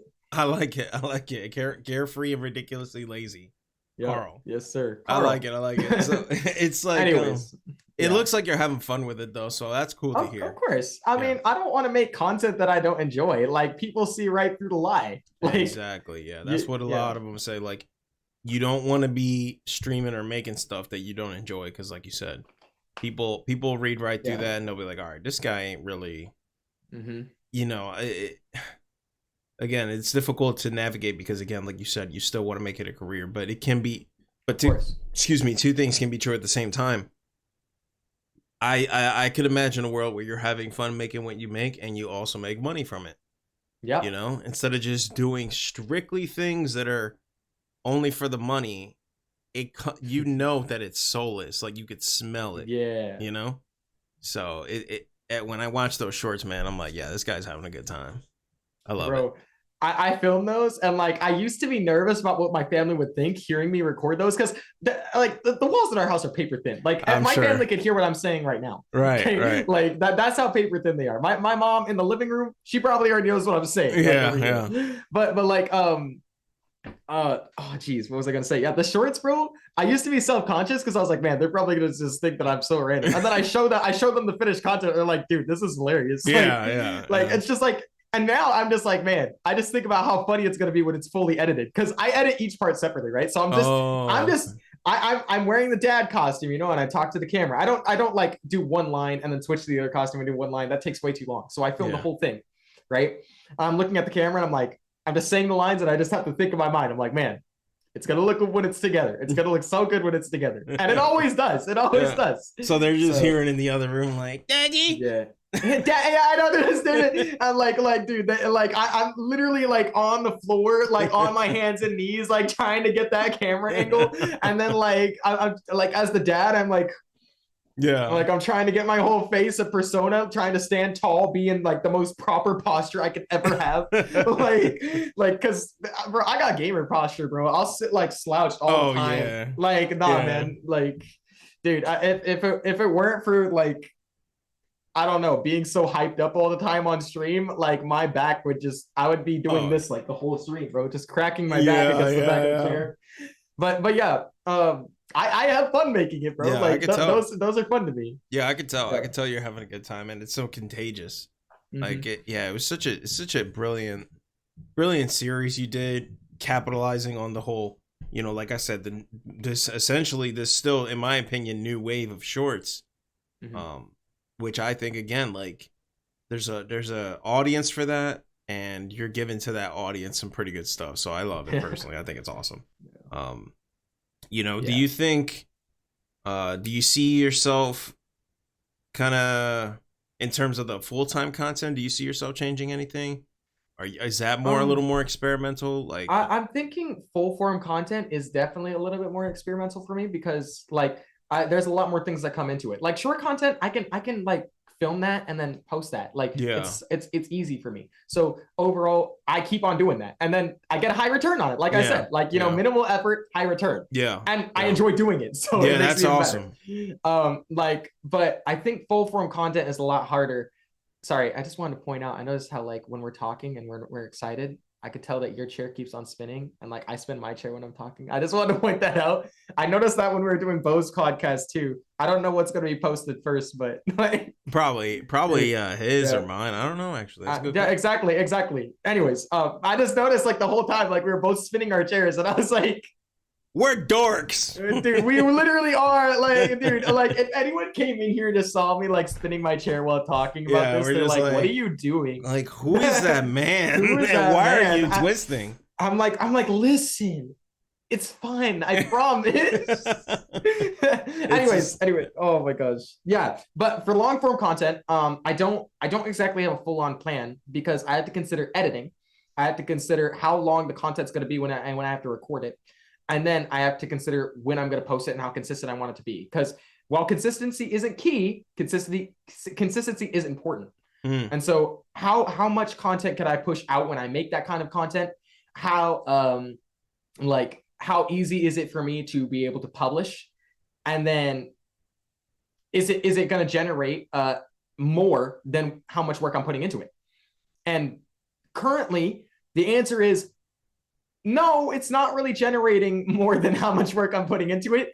And that's mostly because my channel is small.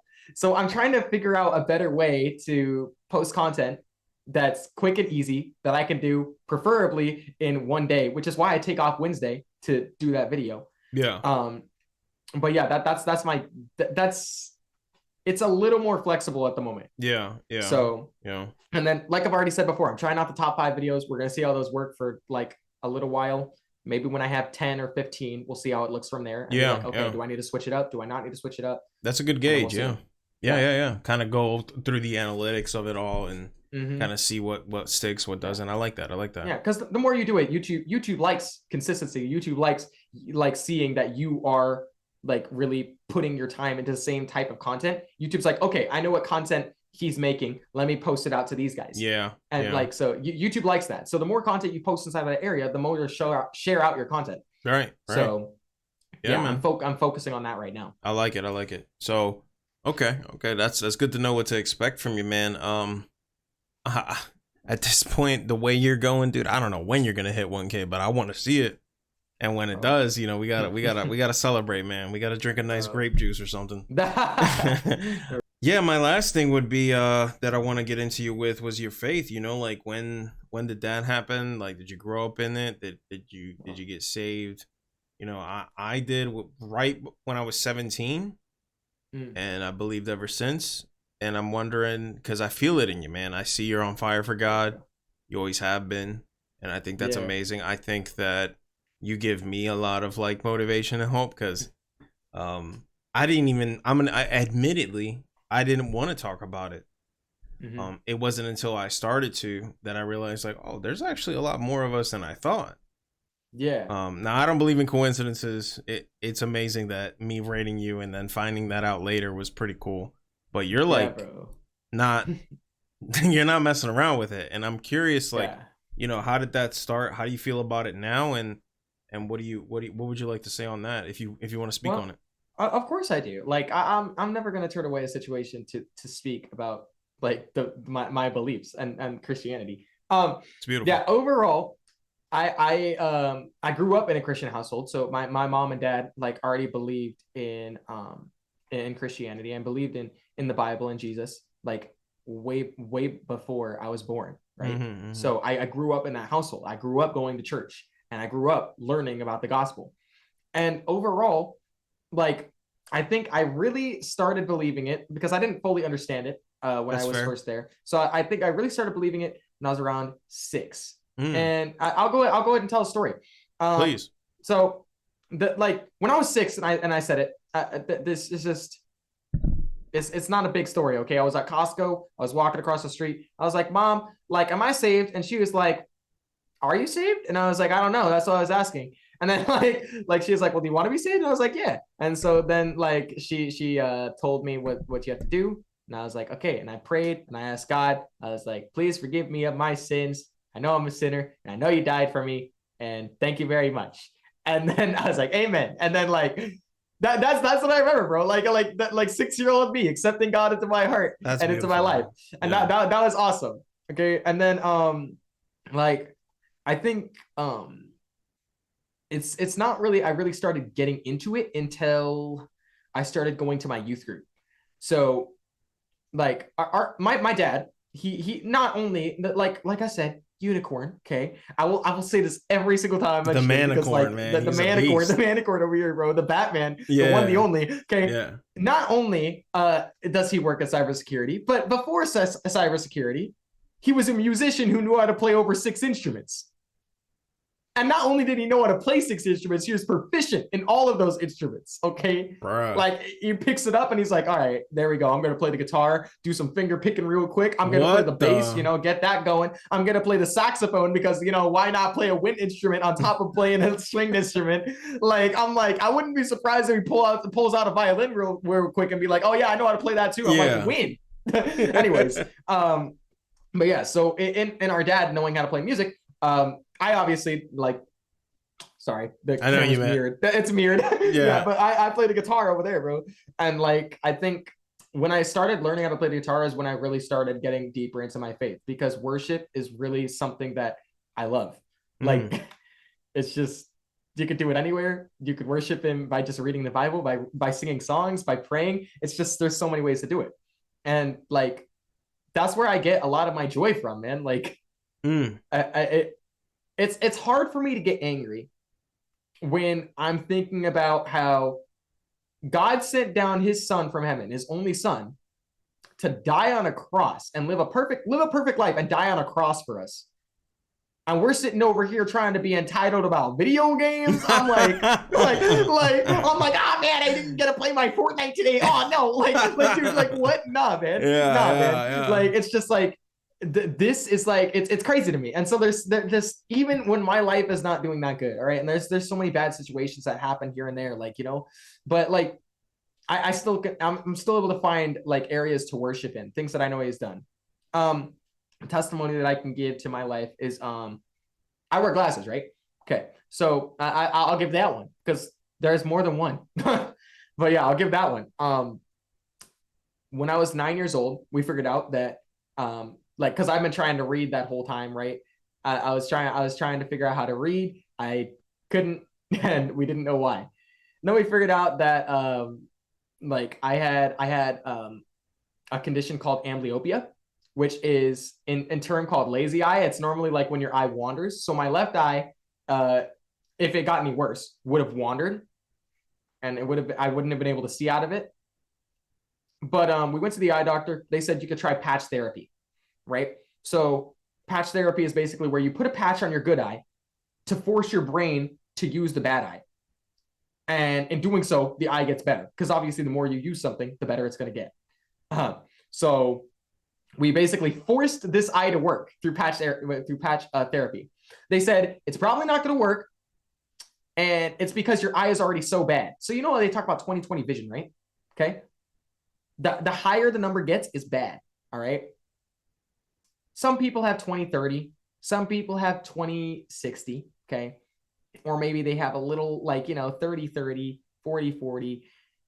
I think it was like 5,500. Sheesh, dude. Yeah, it was bad. So They were like, yeah, that your eye's probably not gonna work. And I was like, well, that sucks.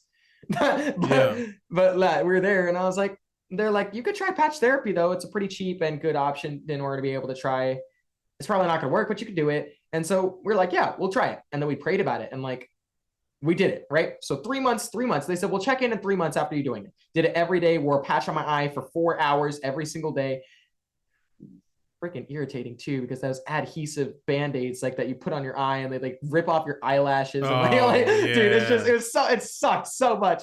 Yeah. Like I swear, this eyelash just had less hair than the other one. Like, anyways, and then I would have like a little spot like from the patch that would go on my eye. Right. People would be like, "Hey, did you get sunburnt?" And I was like, "No." Like that's just my whole answer. I would say no and just walk away. But just no. The answer is no. The answer is no. Okay, just no. Don't worry. I didn't get sunburnt in just one spot on my eye. Anyways, yeah, we came back in 3 months, right? Like I said, it was like 5,500, right? My left eye is the one that had the problem. It went from 500 to 80. That doesn't happen. Right. that doesn't happen. Okay, No. It would have been a miracle if it went down by 100. But the fact that it went down by that much, the eye doctor was stunned. Like the eye doctor was like, we've never had this happen, like ever, at all. Like, yeah, it just wasn't supposed to happen. Yeah. Yeah. And I was like, and then like, I remember 9-year-old me being inside the eye doctor. I was like, God, heal my eye. Heal my eye.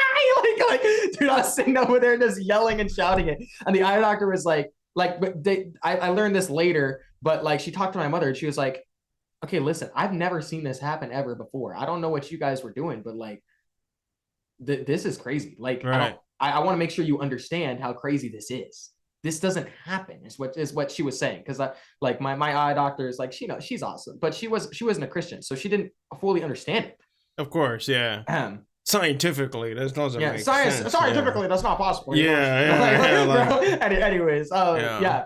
And then we kept on doing it, right? So we kept on doing patch therapy to hopefully get it better. And it did. Like my vision now, I'm pretty sure is I think it's like 25, 40 something. Like it's really good now. Like I see almost as good as a normal person with my glasses on, of course. Right, corrective, yeah. But like not that good, but I mean, like, it's pretty good. It's good enough to drive. It was better than it was, yeah. Yeah, exactly. Way better than it was. And like it's like that's a testimony in itself. Yeah. It's like it was an amazing situation, and that just helped me believe more. Yeah. And I think, like when I started getting into worship, when I started getting into that, praising God for things that had happened inside of my life and things that He had done, it helped me get further and further and closer inside the Bible. And like I consider my faith unshakable. Like if someone tried to come over to me and tell me, hey, Christianity is not the way, the truth, and the life, I'd be like, well, let's talk about that. And then like we talk about it, and I'd show them, okay, now maybe even if you don't believe what I'm saying right here, this is what I believe, and I'll show you it. But if you don't want to believe it, that's okay to me. Right. I'm sticking where I am. All right. Right. You know, kind of a thing. Yeah. I think on YouTube, it's been a little bit more difficult because I don't openly talk about it. But if someone asks me about it, I will I'll rant for hours telling them, yo, this is amazing. Like, you guys need to know about this. Yeah. It's a great feeling.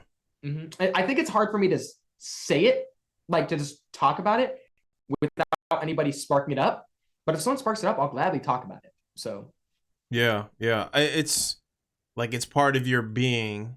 But obviously, if you're in the middle, like I that's how I kind of rationalized it myself. I was like they're kind of here just to play Fall Guys. Like I don't think they're here for a Bible lecture. But if it comes up, it comes up. You know. I think that's fair to say. Yeah, man. It's that's a beautiful story, man. A lot of people, a lot of detractors, right? They'll say like, you know, there's miracles don't happen.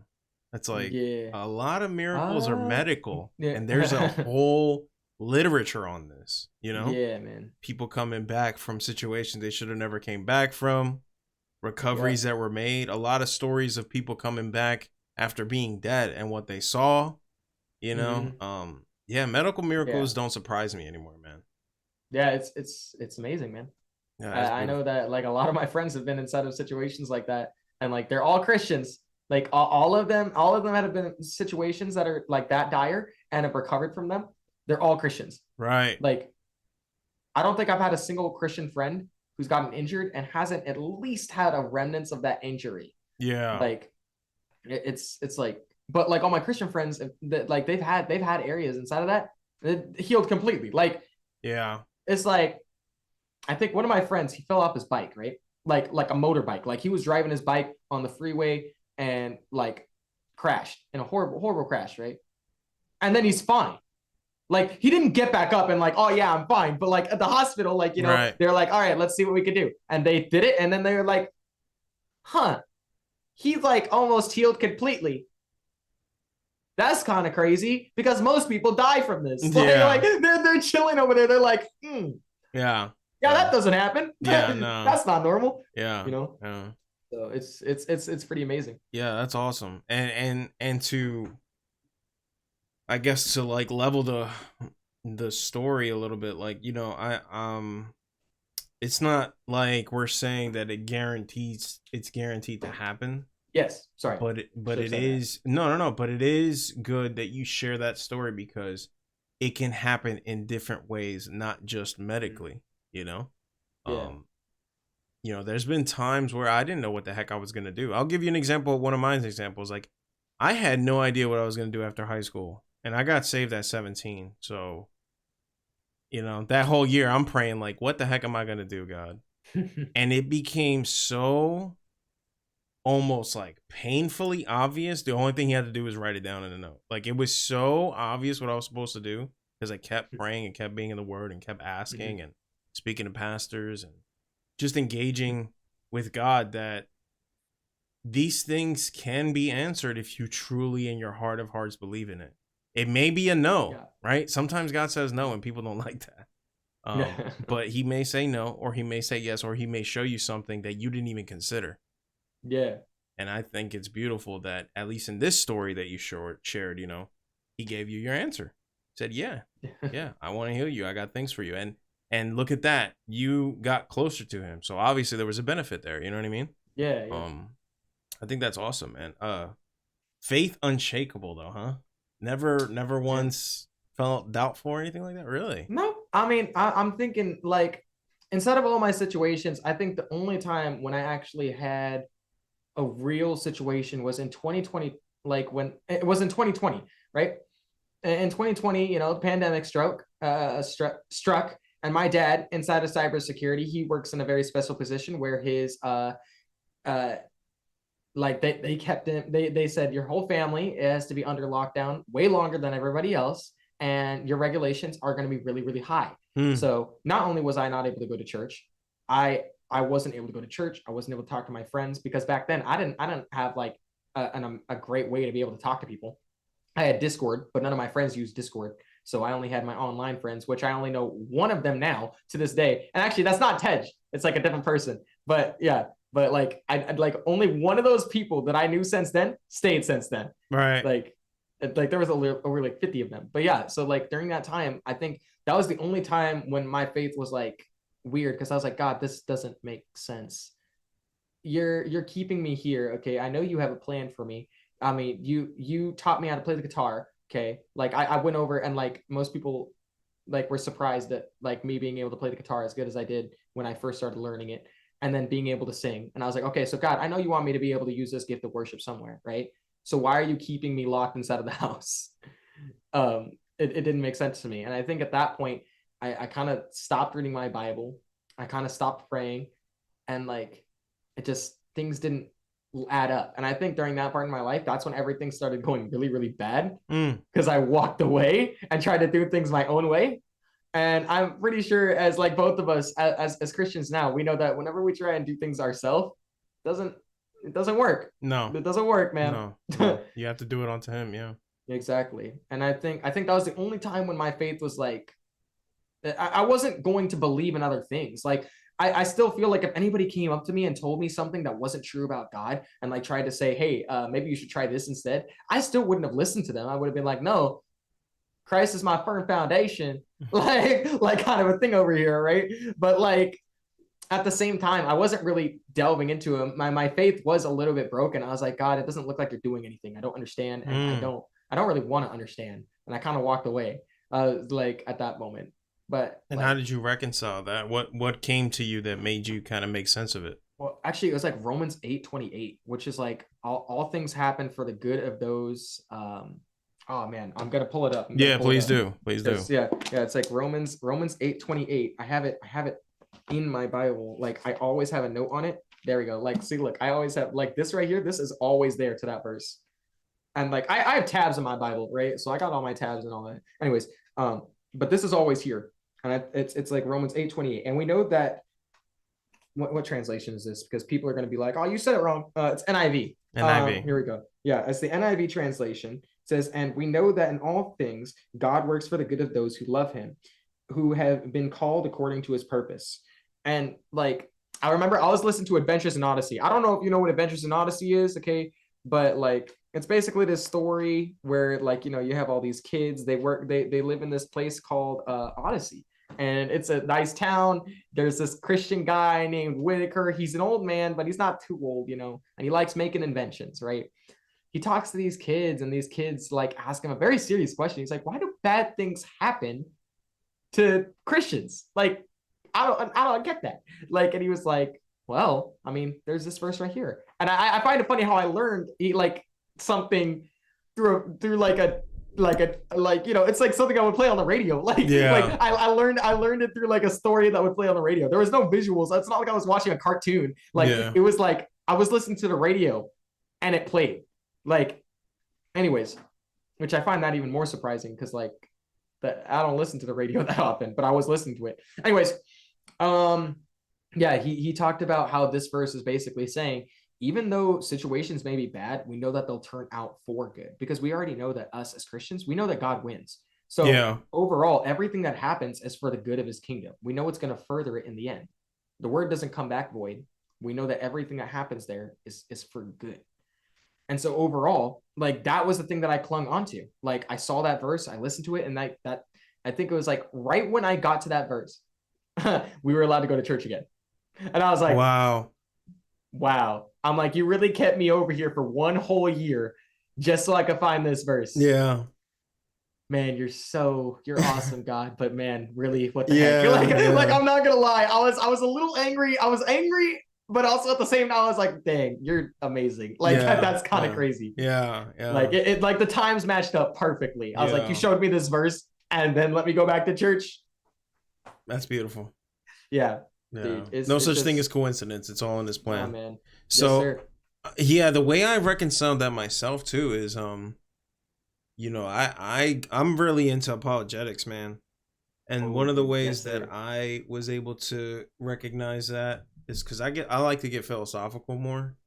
And one of the cool things that I learned was that everyone's quick to just be like, why is this happening? Why is this happening? Yeah. You know, you got to remember God is infinite and he knows past, present, future before you even thought about it. So, you know, there are ripple effects that happen that you don't even know of that are happening. You know what I mean? Like, tragedies happen, but there are ripple effects that occur in space, time, and everything that just like change the course of history. You know what I mean? Yeah, yeah. Let's keep it simple. Something as simple as like Jesus's death, resurrection, right? That was the single most relevant thing that happened to humanity. Exactly, I don't think anyone can debate that. You know what I mean? It's like the stories that came from that around the world are so crazy. Did I talk to you about the movie Silence yet? I don't think so. It's about these priests that tried to go to Japan and try to minister to them during their rule. Did you see this? I think I've heard of it, but I don't think I watched it. Dude, make sure you fill the tank up with a lot of tears, man, because it may hit you hard. But they went through some stuff trying to spread, you know, the gospel, man. These guys were getting executed left and right. And even the Japanese, there's a line in there where they're saying, like, I really don't get you guys. I'm telling you I'm going to kill you, yet you still profess the faith. I don't get it. Yeah. And it left such an effect on the Japanese people that even they were like, there's something here, you know? So they had to like worship in silence. They had to like do caves. The anime Samurai Champloo kind of talks about it a little bit too. Yeah, man. So my point being, you know, what happened to Jesus was a tragedy, but it turned out to be to the greatest benefit of humanity. And there are a lot of things that happen in my life and in my wife's life and in many others that when they say it, they'll say like, man, you know, because we get prideful, right? Yeah. That shouldn't have happened to me. You know what I mean? That shouldn't have happened to me. There's no reason why that happened. I was innocent. And you were. Sure, maybe you were. But think of the things that you learned from it, you know? And that's kind of how I reconciled it. And I love that you kind of came to that same conclusion in a different way and with the Bible. I think that's beautiful, man.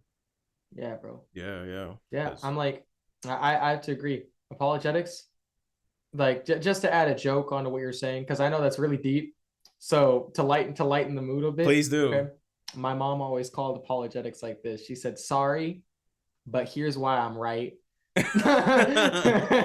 Like that's what she always called apologetics, because normally apologetics is like debunking theories about the Bible, right? It's like this person said this about the Bible that's wrong. All right, well, how do I explain that they're wrong? Well, here it is. This is why you're wrong. Yeah. Like that, because like I think I went through a class that like an apologetics class that was basically debunking theories about the Bible, which was like, it was basically explaining why the Bible doesn't have any contradictions, right? Because the Bible can't contradict itself. Everything in the Bible points to the Bible. Correct. Right. So like people were trying to think of contradictions, and I'm trying to think of one that I remember from the apologetics class. I can't remember off the top of my head, but I know if anyone came to me and asked me a question about it, I'd be like, oh yeah, I got you. Like, but there were so many situations out of the book. It's just there's so many, cool. And it's constantly evolving. We kind of peaked now. Like I think we kind of went over everything, but that's the thing. Like a lot of people, I'm like, there's always going to be more things. I mean, now where we are, we kind of heard it all, man. Yeah, I mean, like, dude, maybe. I think we definitely have like everything. Like, it's not new. It's not new information. Right. Okay. It is reused information. However, I think it's recycled and said in a different way that people will understand it now. So like, I do agree. Like, it's not new, but I do say it's presented in a new way. Yeah. It's got a fresh coat of paint they call new atheism. And there's titles for it and everything, man. Like new atheism is very, you know, it's not that I don't believe in God. I'm just not convinced that he exists. And I'm like, dude, so it's the same. Yeah, it's the same thing, man. it's like, Dude. okay, bro, like, okay, Yeah. okay, you can say that. But me Oh my personally, and gosh. I've always felt this way, this is kind of what led me to Christianity as what I believe is the truth. Like, I just kind of sat there, even as an atheist. I was like, bro, like, but like, we really came here for no reason. Like, come on, dog. You know what I mean? Yeah, bro. Like, Yeah, I was really bro. sitting there. I was like, I'm thinking, like, okay, we either came here for no reason, and it doesn't really matter what I do, or we're here for a reason. So I gotta find that out. And it used to keep me up at night, dude. I used to be like, there's no way I'm here for no reason. Because why do I even care so much? You know what I mean? Exactly. Like the fact that we're trying to search for a purpose already provides that we're here for a reason. Yeah, like, yeah. If we were here for no reason, wouldn't we be so sure of that fact? Right. Like right. But we're not. But we're not. Yeah. Like, and then there's like obvious clues that it's like we're not here for no reason, in my opinion. Bro. Now, some people, I don't know how. And I think it's silly that they really are convinced that this just happened. You know? Yeah. It sounds insane to me, but you know, I think I read my schooling was based on like Christian foundations, right? So I went to a Christian school, and like which means all the curriculum that we were able to do was Christian based. Okay. So science, right? Right. Okay. Science was funny. Why? Because they explained it in both ways. So this book was like, okay, we are Christians, right? Okay. Like the book came out and said, okay, we're Christians. We'll teach it the Christian way. But in order for this to be actual curriculum, we have to teach it both ways. So we're going to teach you the way that other people explain it, like which is the way they would explain it in normal school. Okay. And then like, this is what the book was saying. We'll teach you the way it explains it normally inside of public school. And then we'll show you what the Bible says about this. Interesting. And so that's how they did it. They basically explain a concept, and then they would explain what the Bible says about it, or if the concept that we created is wrong. And they basically pointed back to God saying, okay, now science is cool and all, like H2O and all that. Wow, look at this and how all the chemicals mix together and all that kind of cool stuff. Yeah. But don't you see that there has to be a creator in order for something to be this complex? Right. Like, there's no way the world has exploded into place. And not only do people not know how to recreate this explosion, okay, but like people are saying that it happened and they have no proof for it. But we also have the proof of the Bible, and we can actually prove certain concepts with the Bible that are in the world, but we can't use science to prove science. Yeah. Okay, listen. And when was that taught to you? Yeah, I think that was taught like, oh man, I'm trying to remember. Because I think it was probably when I was like 13. Wow. It was like, dude, if I could have been a fly on the wall, man, because I didn't learn that. Yeah. I was at Catholic school until I was 13. Then I went back to the high school in public school, and their science was completely different. Ugh. But even the Catholic science was in part with what they wanted you to teach. So they didn't teach the way they did that you just explained it. They didn't do any of that. Yeah, so that's very fascinating, dude. Yeah, it was pretty cool. I have to admit, cool. I think that's the only reason why science was my favorite subject when I was in school. Yeah, purely because like it was like, all right, here's what the world says, here's what the Bible says, here's what's right, and then believe in Jesus. Thank you. Yeah, like peace out, like, kind of a thing. Yeah, man. Because I didn't learn this until much later on. But like, dude, like science used to be about understanding the world more. It wasn't about disproving Jack. It's just that nobody wants to like admit Darwin was just a little butthurt, man. He was a little butthurt. His dad was like, I think a pastor or a priest or something. He wasn't too fond of the church. That's okay. But he came up with this theory just to disprove what was being taught at the time, which was, it was originally in order to understand what God had already made. And it's just like, it's complex. I get it. I mean, the church wasn't in the best state at the time, but it also wasn't at the worst. I mean, most modern science comes from it. A lot of people forget that though. So yeah, it's cool stuff though, man. I think that's dope. I mean, I love talking about this stuff. Dude, I think the craziest thing is like, it's crazy to look at our world now, right? Mm-hmm. And see how far it's gone away from Christianity. Because like, I'm sure that like, I don't know what you were taught in school, because like obviously we both had different foundations growing up. But when America first came together, right? America was created under the foundation of the Bible.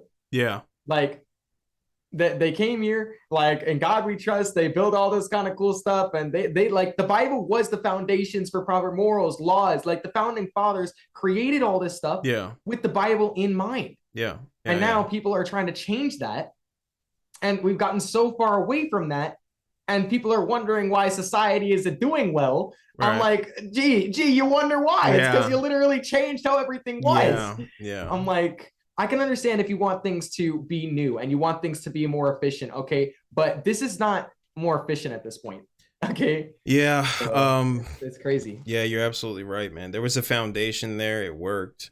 And it evolved. Yeah. But I think we've gotten a little too lenient. And people misinterpret, they misinterpret things. Yeah, I'm not nice to you if I just let you do whatever you want to do. You know what I mean? I think it's actually more hating to let people do what they want to do. Exactly. And not tell them what the right thing is. Yeah. So we kind of got to a point now where we're just like, the ultimate freedom is to do whatever it is that your heart desires. And that's actually not even true, because if you have, let's say you have ultimate freedom, there's no laws, no nothing, you're going to be a slave to your desires. You're going to want to do what you want to do. You know what I mean? Exactly. We all as human beings, we need like these like guidelines. Like, this is cool. This has a purpose. Do it within these within these boundaries. And we just got to the point now where we're just like, everything's cool. You just do whatever you want and it's all gravy. And it's like, dude, look at where we're at now. Like, just like you said, there's the foundation is crumbling in. I don't know who to blame besides ourselves. I mean, honestly, I think about it all the time. I'm like, man, like, whose fault? I'm like, our society is not that great, okay? But then I think, I'm like, man, if I was in that position, it would probably still suck. Like society would still probably be horrible. Like, right. Nah, man. Like, it's just. I mean, dude, this country's an experiment. Like, me and you shouldn't even be talking right now. You know what I mean? The idea of multiple different cultures and races conglomerating into one, that doesn't happen. Though. Like, you know what I mean? I don't know where your ancestry's from, but most of ours, there's one cohesive race, one cohesive ideology. Like, this is one of the few places in the world where we can all like gather and have a commonality between each other and not want to we do, but not to the extent to where we like kill each other. I can like go to, I can go to my local city. I don't know. I play Yu-Gi-Oh! I play Magic, right? I can go to my local card shop and I can be surrounded by different races and we can all gather to play cards, for example. Yeah, bro. Like, I think that's awesome, but it is an experiment. Like, you know what I mean? I think the Roman Empire was like just as long as we are and they fell. So you never know, man. You never know. I'm not trying to be doom and gloom, but it is an experiment, brother. Yeah, I'm like, honestly, I mean, if you want to be technical. if you want to be serious, we're not far off from the Romans. Bro. It's and that's what I mean. Like, and that's going back to what you were saying. That was that commonality. The commonality was we all, one nation under God. Yeah. So it's just, it's. I don't know who to blame, but I know what's the solution, and that's the only solution I came up with. Was I just really sat and thought about it in the last 3 years, because it's just been crazy last 3 years. Like, from 2019 till now, I was just so frustrated at the way thing was, and I was like, you know what? God revealed to me the only truth is that we all need to put him in his throne. We've been disrespecting him, and we've been acting like he's not on his throne, and we got to remember that. That's the problem. That's the only solution, and until we do that, I mean, we're just going to keep seeing what we're seeing.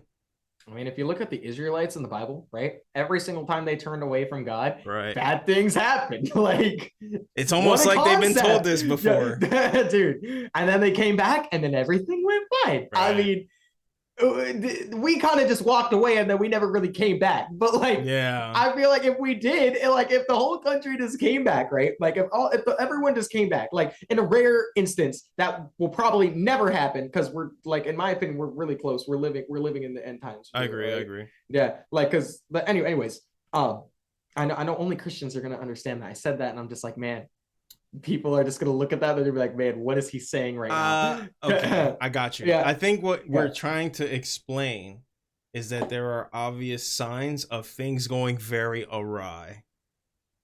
There we go. Yeah, and That's a good way to if they explain it. continue the way they do, and you can't see that, I mean, this probably ain't for you, but if you can see it, you'll see that things only go downhill from there. It's not, it's the truth. Like, even my non-believer friends are like, yeah, I ain't signed up for this. Like, you know what I mean? Yeah. I was cool with like everybody be their own thing, but now you're like forcing things down my throat that I didn't ask for.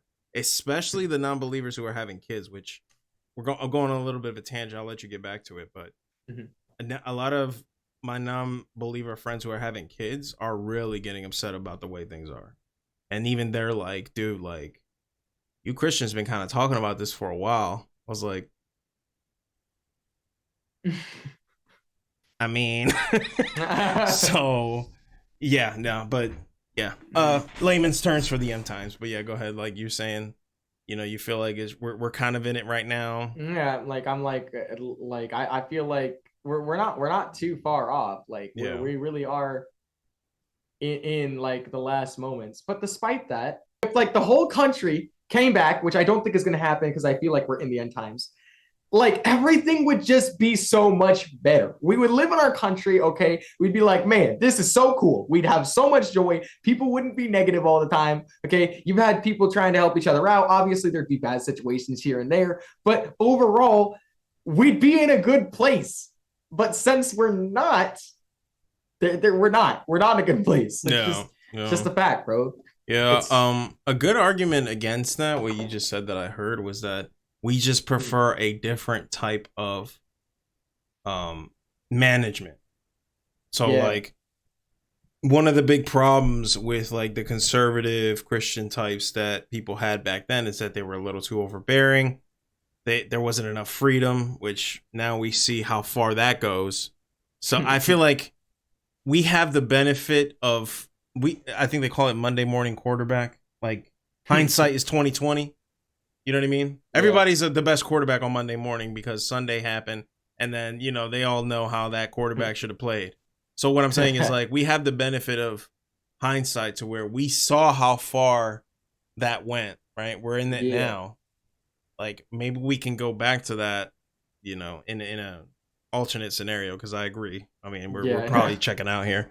But in an alternate scenario where we could go back, it would be nice to do that and still have that balance to where, you know, people can still make that conscious decision whether or not to follow God instead of forcing it down people's throats, because there's an approach to it that I think people didn't like back then, and people became like very rebellious. That's why I mean, especially for me growing up, like a lot of the music, a lot of the movies, a lot of the culture was very like anti-traditional Christian values because they just couldn't stand it anymore because everyone was like that. You know what I mean? Yeah. Whereas now everyone's like super do whatever you want, super liberal, super, you know, hyper everything opposite of Christianity. That now like the Christians are like, dang.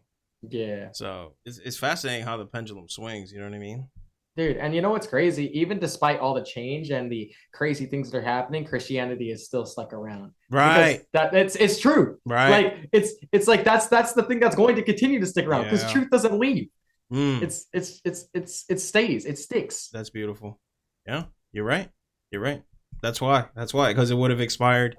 It would have evolved just like these other ideologies do. You know, they're always and I want to clarify, like, there's a whole bunch of other Christianity groups out there, like progressive Christianity. You have whatever the other one is, like I'm trying to remember the name of that, but there's so many different denominations that identify as Christianity, but they don't follow the Bible. If you go read the Bible for yourself, you will see that there are contradictions with what those ideologies believe.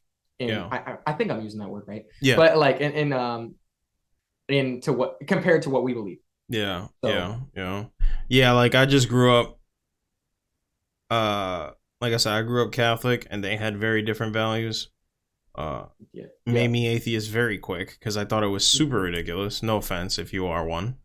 I just couldn't buy it, and then it wasn't until I just met up with a pastor who just had a Bible in his hand, He said, let me just tell you what this says, and then let me explain what this says. And I was like, this is refreshing, you know? Yeah, So sister, I've been the non-denominational ever since. But you know, it gets slippery with that type of stuff because people make their own stuff up, man, and that's so annoying. It's pretty crazy, bro. Right? Yeah. Like just I think my sister used to also be Catholic, and she kind of came to the same thing. She was like, "Whoa, actually, this is pretty cool. Like, yeah, this is awesome." Yeah, you should actually read what it says here. I don't know. it's crazy, like how much different views you'll get when you actually read the thing that they're teaching to you. Whoa, crazy, right? Yeah. Sorry, no offense to anyone that came off really passive aggressive, but like, I know what you mean. I'm not trying to attack anyone here, but I mean, like, read it. Right. You'd be surprised what is different and what you learn. Yeah, and but at the same time, like we were saying earlier, like there are some Catholic church that are pretty good with following the Bible and like sticking to it. So it's one of those things.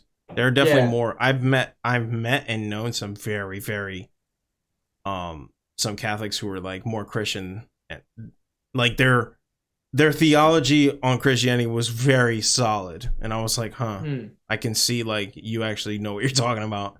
So it's like it's one of those things. I think my mom was talking about something like that recently. She was like, I was looking at a whole bunch of these other churches and denominations, and they weren't far off from what the Bible says. Like they were really, really, really, really. They were close. actually, There was just one thing that was like, that's not right. Right. But everything else, you're like, you just fix that, and then you're good. Like you kind of a thing. So and that's the beautiful thing. That's like you were quoting Romans earlier. That's the beautiful thing is that, you know, that book was sent to, you know, other Christians who came from different cultures, backgrounds, and beliefs to kind of help them reconcile like how to work with each other. So that's really what the church is, and that's kind of like how I started to go. Because like I said, I was non-denominational. I was just following the Bible, you know, YouTube videos and whatever I could find from other non-denominational Christians, you know, just talking to pastors. But I started going to church a lot more, and once you realize that it's just a bunch of imperfect people just trying to come to worship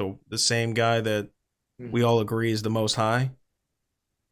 You know what I mean? And they talk about Jesus. That's the most important thing. Yeah, dude, I want to say if you go to any church and that church doesn't accept you lovingly, and they try and act like they're perfect, you're, in my opinion, you're at the wrong place, man. Yeah. Like the Christians aren't perfect. No. Okay, we're just as imperfect as anybody else. Yeah. We're not saying that we're higher than you. No. Like no one. If you meet a Christian who says that, I would say question that. That's not right. Yeah, they're trying to claim something that they're not. Exactly. Like, trying to claim righteousness that you never earned, bro. Yeah, I'm like, nah, man. Yeah, like dude, it's only by Christ that we're redeemed. Like we're not perfect. We might be saved, but like that doesn't mean we're perfect, man. Like we mess up all the time. Far from it. Yeah. Beautiful stuff, man.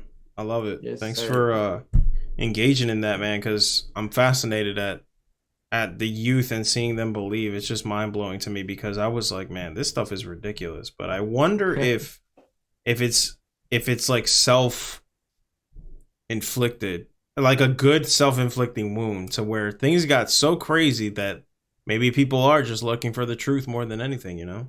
Yeah, I mean, I remember back, like I'm pretty sure this movie came out, and I know this is like definitely a tangent because we've been talking for a while, but the movie came out. I don't know if you heard of it, but it's the Jesus Revolution movie. Okay, I heard of it. And yes, I didn't get to see it.